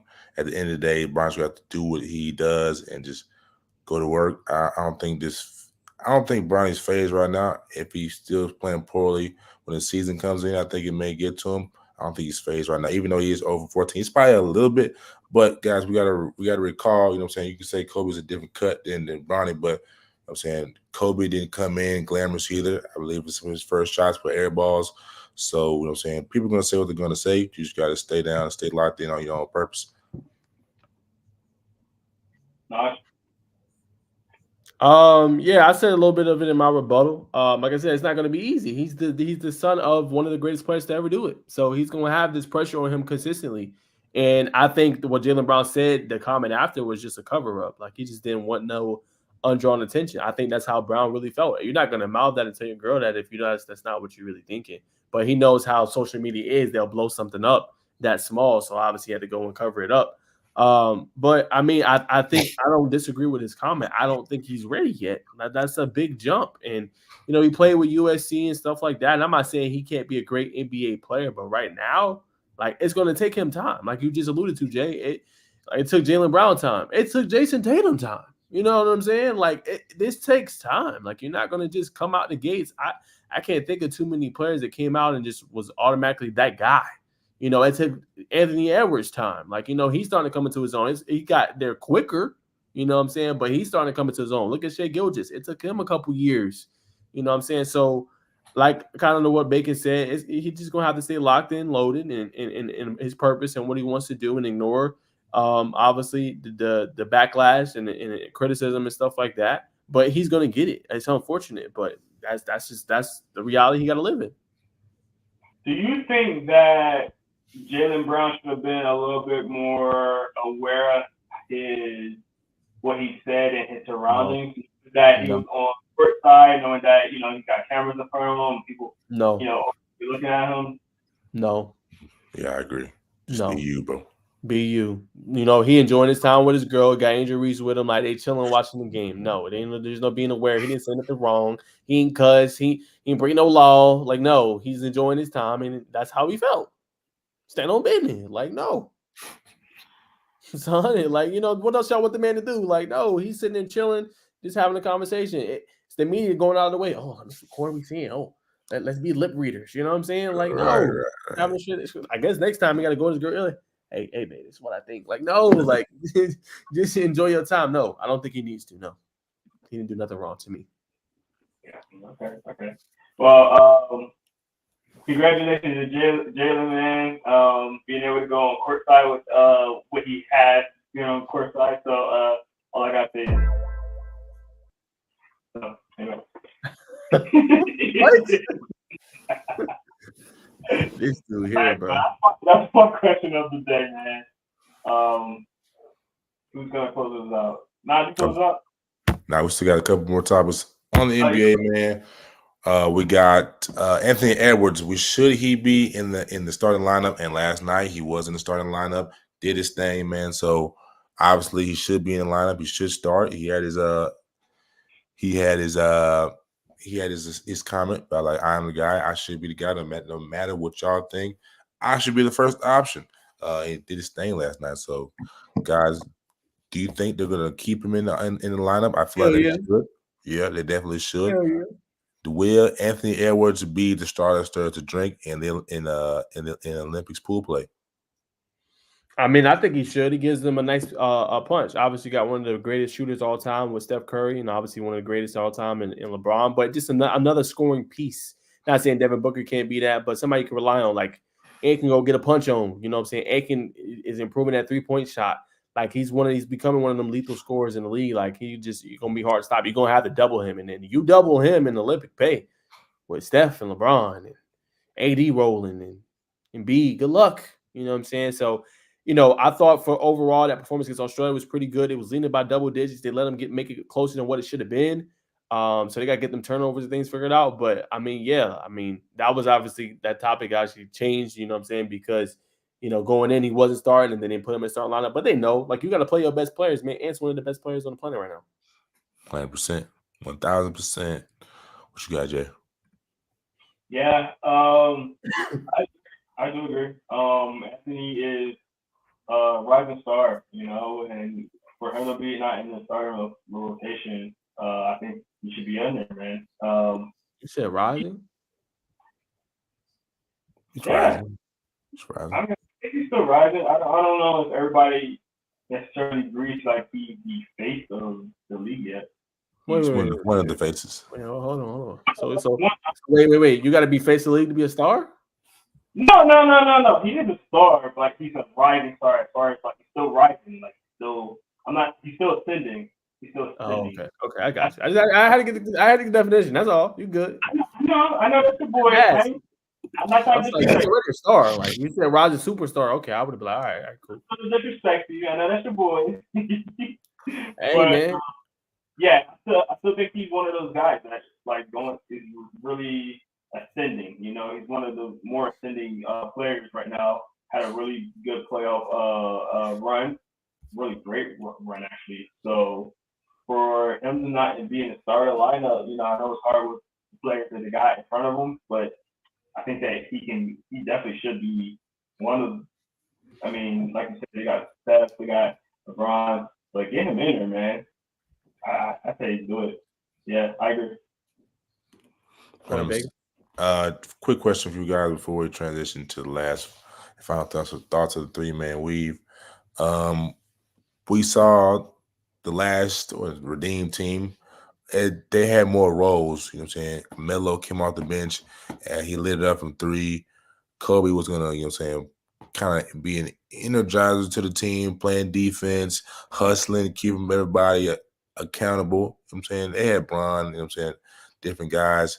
But this year's team, super team, we'll call it, outside of LeBron, you know what I'm saying, who do you think is gonna be just that guy that comes in? Obviously, Ant's gonna be the guy that comes in and provides energy, adds offense, but outside of him, what kind of roles do you see certain players in?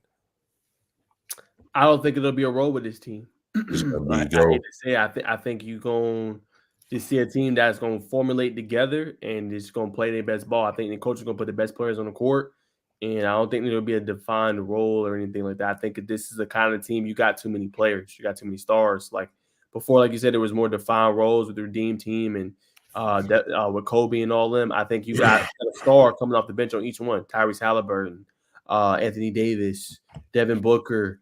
Bam, like in their own way. And, obviously everybody got their own definition of a star, but I mean, like defensive stars, offensive stars, like all these guys can fill it up whenever. So when you have that prowess, I mean, it's probably better not to, define necessarily a role for them. Like just, hey, you come in, like, okay, we're going to need you to play defense. Drew Holiday, okay. And you're going to have to play both ends. Like, you know what I'm saying? I think you'll have some things like that, but I don't think it'll be a defined role. You just so much talent. You just let these guys go out there, cook. If they ain't got it, then, they pass it up. You probably design plays and stuff, of course, but define roles, I don't see it. So before I go to Jay, you don't think that as the pool play unwinds, the confrontation or the pushback, not the pushback, but the roadblocks that they come through, they're gonna go through along the pool play. You don't think any roles would be defined like, okay, Steph's gonna be this, he's gonna be our shooter, not just our shooter, but like Bam's gonna be, our defender or whatever. Nothing's gonna be. It's just gonna be, all right, rinse and repeat. If he can't do it, we're gonna slide him in, and we're just gonna be everybody our talent. I think you have certain people with defined roles. I think some people just gonna be, kind of, you the talent. You're gonna let it show. Like probably Bam will be defensive anchor. AD, hey, we need you to hit the glass, right? We need you to, be offensive rebounder, right? Finish around the paint and the rim. Steph play off the ball, shoot. You know what I'm saying? Ant score, Devin Booker score, LeBron score, probably things like that. But I don't think like super defined now. 100%. Who's the coach? Steve Kerr. Yeah, I agree with Nas. I think it will be, if they do this have defined roles, it's gonna be an game to game situation kind of thing. I don't think they're gonna be like Nas said, it's not gonna be like, hey, if you go out there and do this, you go out here and do it, you go there and do this. I think it's gonna be like, all right, the game progression and it starts getting a little tight and like, all right, I need you to be my shooter on this. Hey, Bam, defender. Hey, Ant, I need you to jam on somebody. I need you to bring some energy. LeBron, you LeBron. I think it's gonna be situations where, as the game kind of progress, especially if it starts being close games, that's when he's gonna start to having defined roles. Like, hey, bring this guy in because I need you to defend this guy because we haven't been doing it. Or I think we need to start getting more 3-point shooters. So Steph is gonna play a little bit more. I think it's gonna be a little bit more like that. Because all these guys are talented, very talented guys. That's why they're in the position that they are. You know what I mean? And where you have so much talent, you can't really define rules. You have to allow them to do their thing. And then if you need to adjust as things going, I think you do it like that. Well, I'm not necessarily saying that Steve or whoever needs to define roles. I think that over time, as they play certain games, because this is the first time they've ever played together, that they're going to, all right, this guy's gonna do this. This guy's gonna do this. I think it's just how the game's gonna go from a basketball standpoint. But moving on, I'm gonna wrap up. Nas may or may not have anything to say for Peach Jam. I'm just gonna give some quick updates for what's going on in North Augusta, ladies and gentlemen. Monday standouts, obviously Caleb Wilson, he and the Knight Riders, the Boozer twins, have a very good chance. I believe if the Knight Riders win this, it'll be back to back. No, be back to back for the Peach Jam Championships. Brandon McCoy, I'm not sure how to say this young man's Tunde, Kareem Stagg, Ryan Cotty, Dante Allen, Christian Jeffrey, Cortland Mudrew, Caden House, super dog, and Donovan Davis. Another name to look out for is, let's see, the AZ Unity E15 just getting started. They've been making some noise. You can find all this news on Nike EYBL Instagram page. It's definitely going to be a movie. We'll be in town this Friday, heading into this Sunday. Another young man who's definitely stood out to me. Saturday standouts. He plays for Team Brad Bill. This young man right there, he's got some serious games. Seen his film. Definitely interested in seeing him play. Once see Brandon McCoy, Tyron Stokes, the whole shebang. And I also wanted to say this is outside of Peace Jam, but somebody needs to get an interview with a young man, Jacob Wilkins, man. I think he's probably been the only player to play on both EYBL and 3SSB. So I definitely would love to hear his perspective of playing on both at a high level. And if it is the first time someone's ever done this, how did he get this to happen? And so forth and so on. But if you don't have any updates, Naj or Jay, we're going to transition to the last words. Yeah, excited. I'll be there obviously with you on Saturday, Bacon. So excited to get down there and at least see a little bit of action. Obviously Tyron Stokes, headliner, Cameron Boozer, Jasper Johnson's been balling. Caleb Wilson, I think, is top 3 in rebounds right now. So it's been a fun circuit. Can't wait to see. Yeah. That's cool.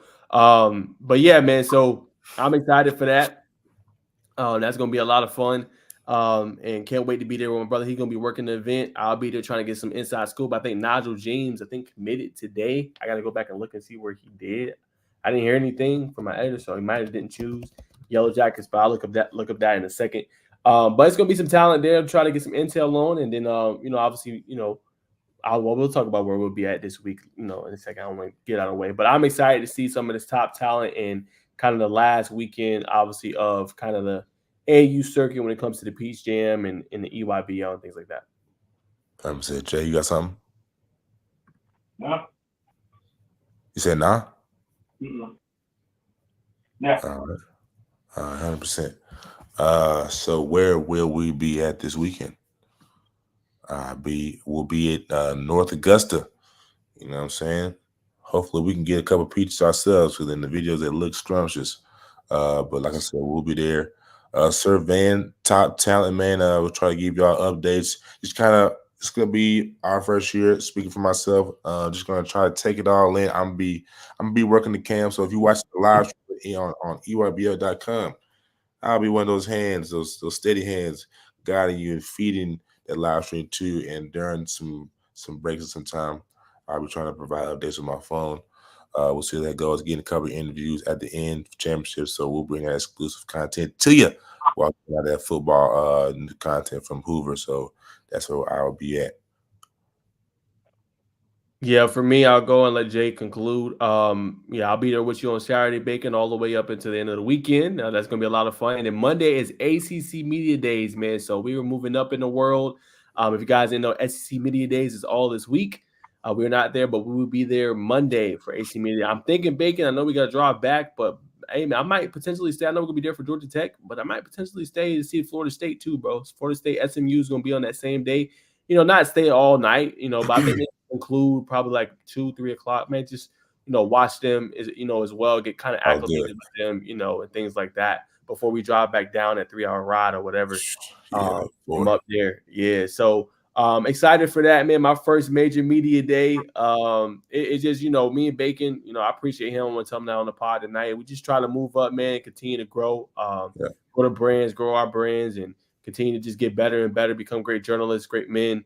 So I want to say thank him for being with me along the journey and coming on some of these trips with me up there, because I know, man, Munyon is tight, but we both sacrifice, and I appreciate him for that, man. So we excited for it, man. We seen Brooks Austin. I think he was featured on SEC Network.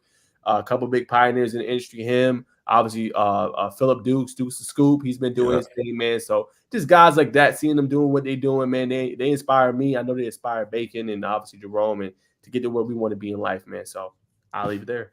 Real quick, do you know when Miami is going? I think Miami is Wednesday. I really wanted to go Wednesday because I know Wake Forest and I know a guy that's a top player on their team, JD. I actually know him personally. He's like an 89 on College Sport Football 2025 or EA Sports Football, whatever you want to call it. But I really wanted to just see him. I think that would have been so cool today to see him go up there. But I won't be here to be there Wednesday, unfortunately. But I think they're there Wednesday with Wake Forest. 100%. We got the room till Tuesday, G. So we can stay at midnight if we want, G. You clowning. What you got, Jay? Shout out to Duke the Scoop, man. Yeah. And to talk to Dion, had a funny meme. Just hopefully that kind of goes around because that's such a good gift, man. Yeah, that girl was fun. That girl was crazy, man. I'm jealous. I'm like, hey, I want one like that. I want me again, like, you know what I mean? I thought that was cool. 3-hour ride, man. Not complaining. 3 hours is not that bad. 3 hours. Y'all be fun. But shout out to y'all guys doing your thing, man. Appreciate it. I think that's awesome, man. I will be at OD's camp. So if you guys don't know who that is, OD is Oliver Davis, one of the top DB trainers, not only in Georgia but in the country. Trained some really good DBs that are in the NFL right now. Jalen Ramsey being one of them. The kid from Carolina, keep forgetting his name. I'm so sorry. You know, guys like Andre Cisco from the Jags, you know, AJ Terrell obviously from the Falcons. He trained, you know, Ivion. He trained Caleb Downs. He trained all these players, you know. He trained a lot of good, you know, DBs that are in, you know, college football right now. There are some currently in high school still, some, you know, now in the NFL. So, you know, he's a good friend of ours. This is his 3rd annual camp. If you guys are not registered now, if you want to get some good DB wide receiver work, make sure you go out there. Oliver Davis has his camp this weekend, so go to his page. I think it's I am Oliver Davis or I am OD, something like that, on his Instagram. Go hit him up. Go see him. You got all the camp description on there, so if you can sign up real quick, please do that as soon as possible because you won't get this kind of talent there. And there's going to be NFL guys there. AJ Terrell's there every year. You know, a whole bunch of other guys. Last year, Emmanuel Forbes was there. Bertrand Pitt was there. Martin Emerson from the Browns was there. A whole bunch of guys. You know, Andre Cisco was there. So, you know, I'll be out there to support him. You know, if you're a young DB or just want to get some good work, I highly suggest going to his camp. Or if you can't go to his camp this weekend, definitely go train with him. He's got a lot of high quality DBs that he trained over the years. So I'll be with him this weekend. It's gonna be a fun, exciting time for me. So, you know, especially that I missed Hoover this weekend. So shout out to OD, man. Bacon, you want to share something on the screen? Yes, sir, man. Just gonna tell the people about this Nigel James news. Per Greenlight Media, man, he's been on it, updating us and keeping us informed on Twitter. Nigel James has committed to Marquette, man. So definitely want to put that out there. Great young man. Great ball player, great point guard, even better young man. So shout out to him, committing to his next 2 to 3 years at Marquette, man. It's definitely special. Plays with Team Expressions. Not sure, haven't been keeping up how they've been doing at the Peach, but they're one of the top teams in the regular season pool play at the stops in different cities. So I'm sure they're doing their thing at the Jam. Back to you, Jay. 100%. Let's get to our words of wisdom this weekend. Bacon, let's start with you, man. What's your words of weekend? Words of wisdom. Words of wisdom. On the spot today, you know, be thankful for what you got. Be thankful for what you don't have. Everything that you don't have is preparing you. It's preparing you for everything going forward, man. Take everything with a grain of salt. And when you have sugar in your life, definitely take it. But just continue to keep pushing. take everything in, good or bad, like I said, and use it as fuel. It was a quote I saw earlier today that hate is free energy to fuel greatness. So just take it all in, good or bad, and keep pushing forward, man. And always give thanks to God, because without God, none of us are where we're at, man. But just be thankful and for the good and bad. Yeah, I'll go next. I'll let Naj go last. I think there's a such thing as, positive jealousy. And I'm gonna kind of go in there. So there's a difference between a positive jealousy and hate. And for instance, these guys been at Hoover this weekend, and I was been so jealous that they went over there at Hoover, man.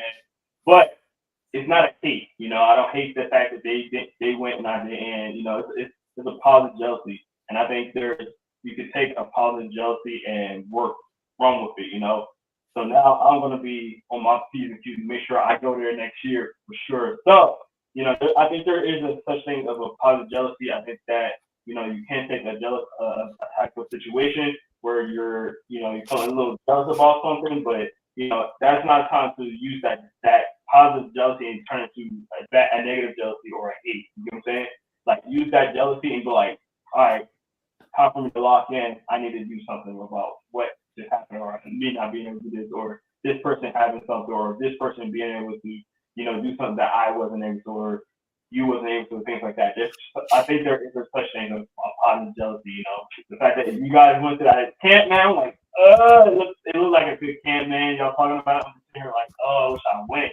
But I'm gonna use that. I'm gonna view that. I'm gonna make sure, I go next year. I'm gonna make sure, I get more content that coming out. So, I think there is a such thing of a positive jealousy. I'll never be hateful jealousy of you boys. I'm super proud of you guys from when we first saw, and now you guys are doing some crazy stuff, man. I just wish I was there with you guys. But hey, man, We'd love to have you, man. Yeah, man, I know, but life be lifing, But again, there is such things of positive jealousy, so I want to put that out there. Like, hey, you could be. It's okay to be a little jealous of people or jealous of a situation, but don't use that as a hate, where you're jealous and you're like, man, these suckers, their content was trash, man. Like, no, they had great content, man. They look like they had fun. I'm happy for them. I'm proud of them. But I know what's out there. So, positive jealousy is a thing. I know y'all kind of like, where you going with this? No, pretty good, bro. For sure. What you got, Nash? 100%, man. Yeah. So obviously, I said on the special edition pod is gonna be coming out here soon, man. But the best 7-on-7 tournament that nobody knows about, I keep telling y'all, I sit on that. It's the best one in the country, in my humble opinion. Hoover 7-on-7, Go Hustle Up national tournament, man. One of the best ones. Great job they put on every single year. Great place to just make connections with people and things like that. Plus, I was able to drive from Birmingham on Saturday to go attend it. So shout out to that, man, after my family reunion was over, man. So that was a lot of fun. But yeah, man, my words of wisdom, kind of similar to Jay's a little bit. What I would say is find like-minded people. You know what I'm saying? When you're trying to do something, sometimes you'll go in careers and things like that. And you'll go solo dolo. What I've been learning is some stuff you gotta delegate. And I have great brothers like Bacon. Like, I know he's gonna help me edit this podcast that we did, this special edition, allow me to post it on my YouTube channel and things like that. We partner together on some different stuff all the time, and collaboration is very important. Helps you grow not only in your brand, but also as a person. Learning from him, he teaches me insights all the time. I'll give you guys a quick tidbit. I was teaching him something this weekend about having that journalistic perspective. Example was going up to Benjamin Russell. We had the connection last year, just real quick, and tell Jay this too. We had the connection last year. Like, he had a great tidbit, great little clip Bacon had. It made it like 15, 20 seconds, but the coach was just dancing. The coach was just like, you know what I'm saying? Coach was just going like that. You know what I'm saying? Like that to the song. We was playing like a young boy song. And I just really remember, I was like, yo, this coach from last year. He was like, for real now? I was like, yeah. I was like, well, let's go talk to him. And next thing you know, we went and talked to him on Saturday. Boom. Built a connection with him. He tells us about all the program in school. He's like, yo, this is the number one receiver in the state of Alabama. Next thing you know, we get him mic'd up. You know what I'm saying? And Bacon follows him for 3 straight games. You know, without talking to that coach, we don't know if that'll be able to happen. So I'll say, you know, when you find like-minded people, you can build off them, learn from them. So that's why I say that as well. And also in closing, you are a reflection of the 5 people you hang out with the most. So remember that, you know what I'm saying? Hang out with people, not just, and this is why I consider Bacon such a great, you know, person I hang around, you know what I'm saying? And I really consider him a philosopher, but you know, it's not, you know, growing up, you're laughing. I'm serious, man. The man like to read, like he just think different. But it's important to find groups that ain't just about going out all the time and having fun. It's important to find fellas like this. Jerome, always on his business, building his brand. Naj, get an LLC. Naj, do this. Think about this. You need to tune up your pictures a little bit better. Hey, Bacon, Naj, you need to think about this, man. Maybe add this a little bit more detail to this video. Maybe try to get this in. Hey, Naj, try for the first time, do it mic'd up. You know what I'm saying? Just getting different things out of your comfort zone. Guys, it's going to think, okay, how can I grow myself, right? How can I grow investing? How can I, you know, grow as a person? Like, these are the people you got to be around. If you're around them same people that, you know, doing the same thing in life, not trying to grow, not trying to get better, that's what you're going to be as well. But I get to talk to Bacon about investing, growing my money, growing wealth, you know what I'm saying? Building things. Like, that's the kind of people you want to be around. So I just say, be careful who you choose to be in your inner circle. Find like-minded people that's trying to get on the same thing you is. And sometimes you got to leave people behind. I understand. And I want to give a shout out to my boys, man. I was in the house all weekend. They called me on their trip. You know what I mean? They could have been like, I gotta go edit early. You know, they took some time out their trip, called me, check on me, man. So I appreciate Don't get sentimental on this, brother. Appreciate that, man. Appreciate that. So thank you guys for doing that, man. And as always, get them boys to 10K on Twitter, bro, or X, whatever you want to call it. Help them boys out. Get them to 10,000. My boy Nas, first time on Twitter live. And hold on, we are at 215. First of all, that's a record. This man single-handedly has 124 viewers. I told you to get your butt on X when you finally did it. So I appreciate you, bro. Look at you. 124 his first time.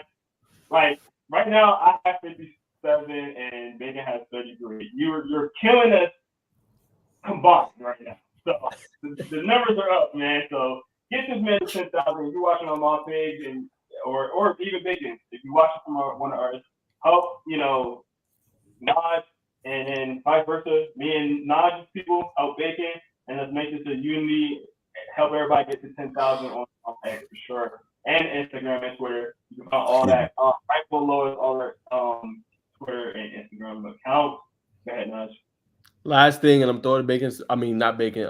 Jerome, so we can finish this out, man. First off, man, I want to say this to the fans, man. Man, I love y'all, man. I appreciate y'all. Y'all been tapped into the content, man. I be dropping videos on the YouTube, talking about Travis Smith Jr. Filled a quick little clip, less than 2 minutes, man. That's up 400. I talked about Georgia getting that offensive lineman Jackson. That's over 1,500 views. The love y'all showing on X, man, just I'm shocked myself just seeing it over 100. I don't even got that many followers. You know what I'm saying? So that just means I got a loyal following and people that is tuned in. I'm not even at Jay's figure yet. Jay's at 10K. You know what I'm saying? I'm only at 3,500, man. So I want to say to the fans that stuck around, like, we didn't even get Jamauri Brice today, Jerome. That's the crazy part. Imagine we got Jamari. You know what I'm saying? We didn't even get Jamauri Brice still over 100. So I want to say, man, all love, man. I really appreciate y'all. Thank y'all, man. Y'all are great. More content on the way. Like I said, I'm going to be at AC Media Days. I'm going to have updates. I'm going to have Coach Key, Haynes King. I'm going to try to get this content ready for y'all. Tech fans, y'all are lovely. Love y'all too, man. Appreciate all the love. Hey. Sting them. Love it to the fans. Love it to the fans. Love it. Go ahead, Bacon. You have something?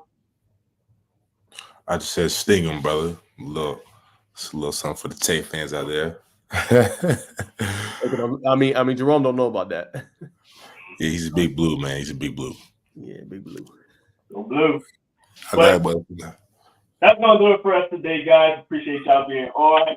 As always, thank you for Phenom for powering this podcast. Once again, go to Phenom. What's that?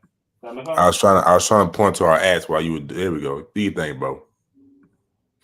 Okay. Anyway, thanks Phenom for powering this podcast, man. As always, go to their website, Phenom Elite brand. Get your 10% off. As you see it right up there, ITH football, get 10% off.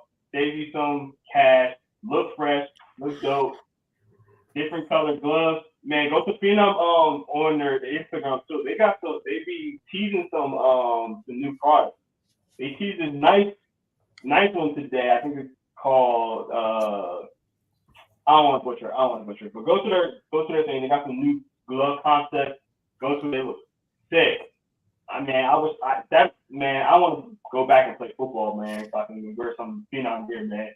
But definitely, thank them for allowing us to do this and have 10% off on all products and saving you guys some money and also help supporting us. So again, thank you guys for that.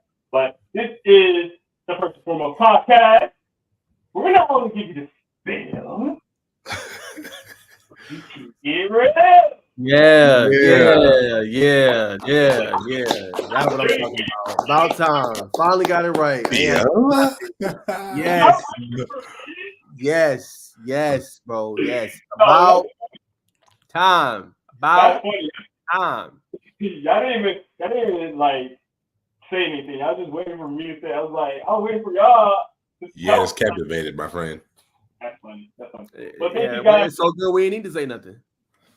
That's crazy. Well, thank you guys so much for getting on with us today. Hopefully, next time we get on, we have our guest come on, so we apologize for that. Next Tuesday.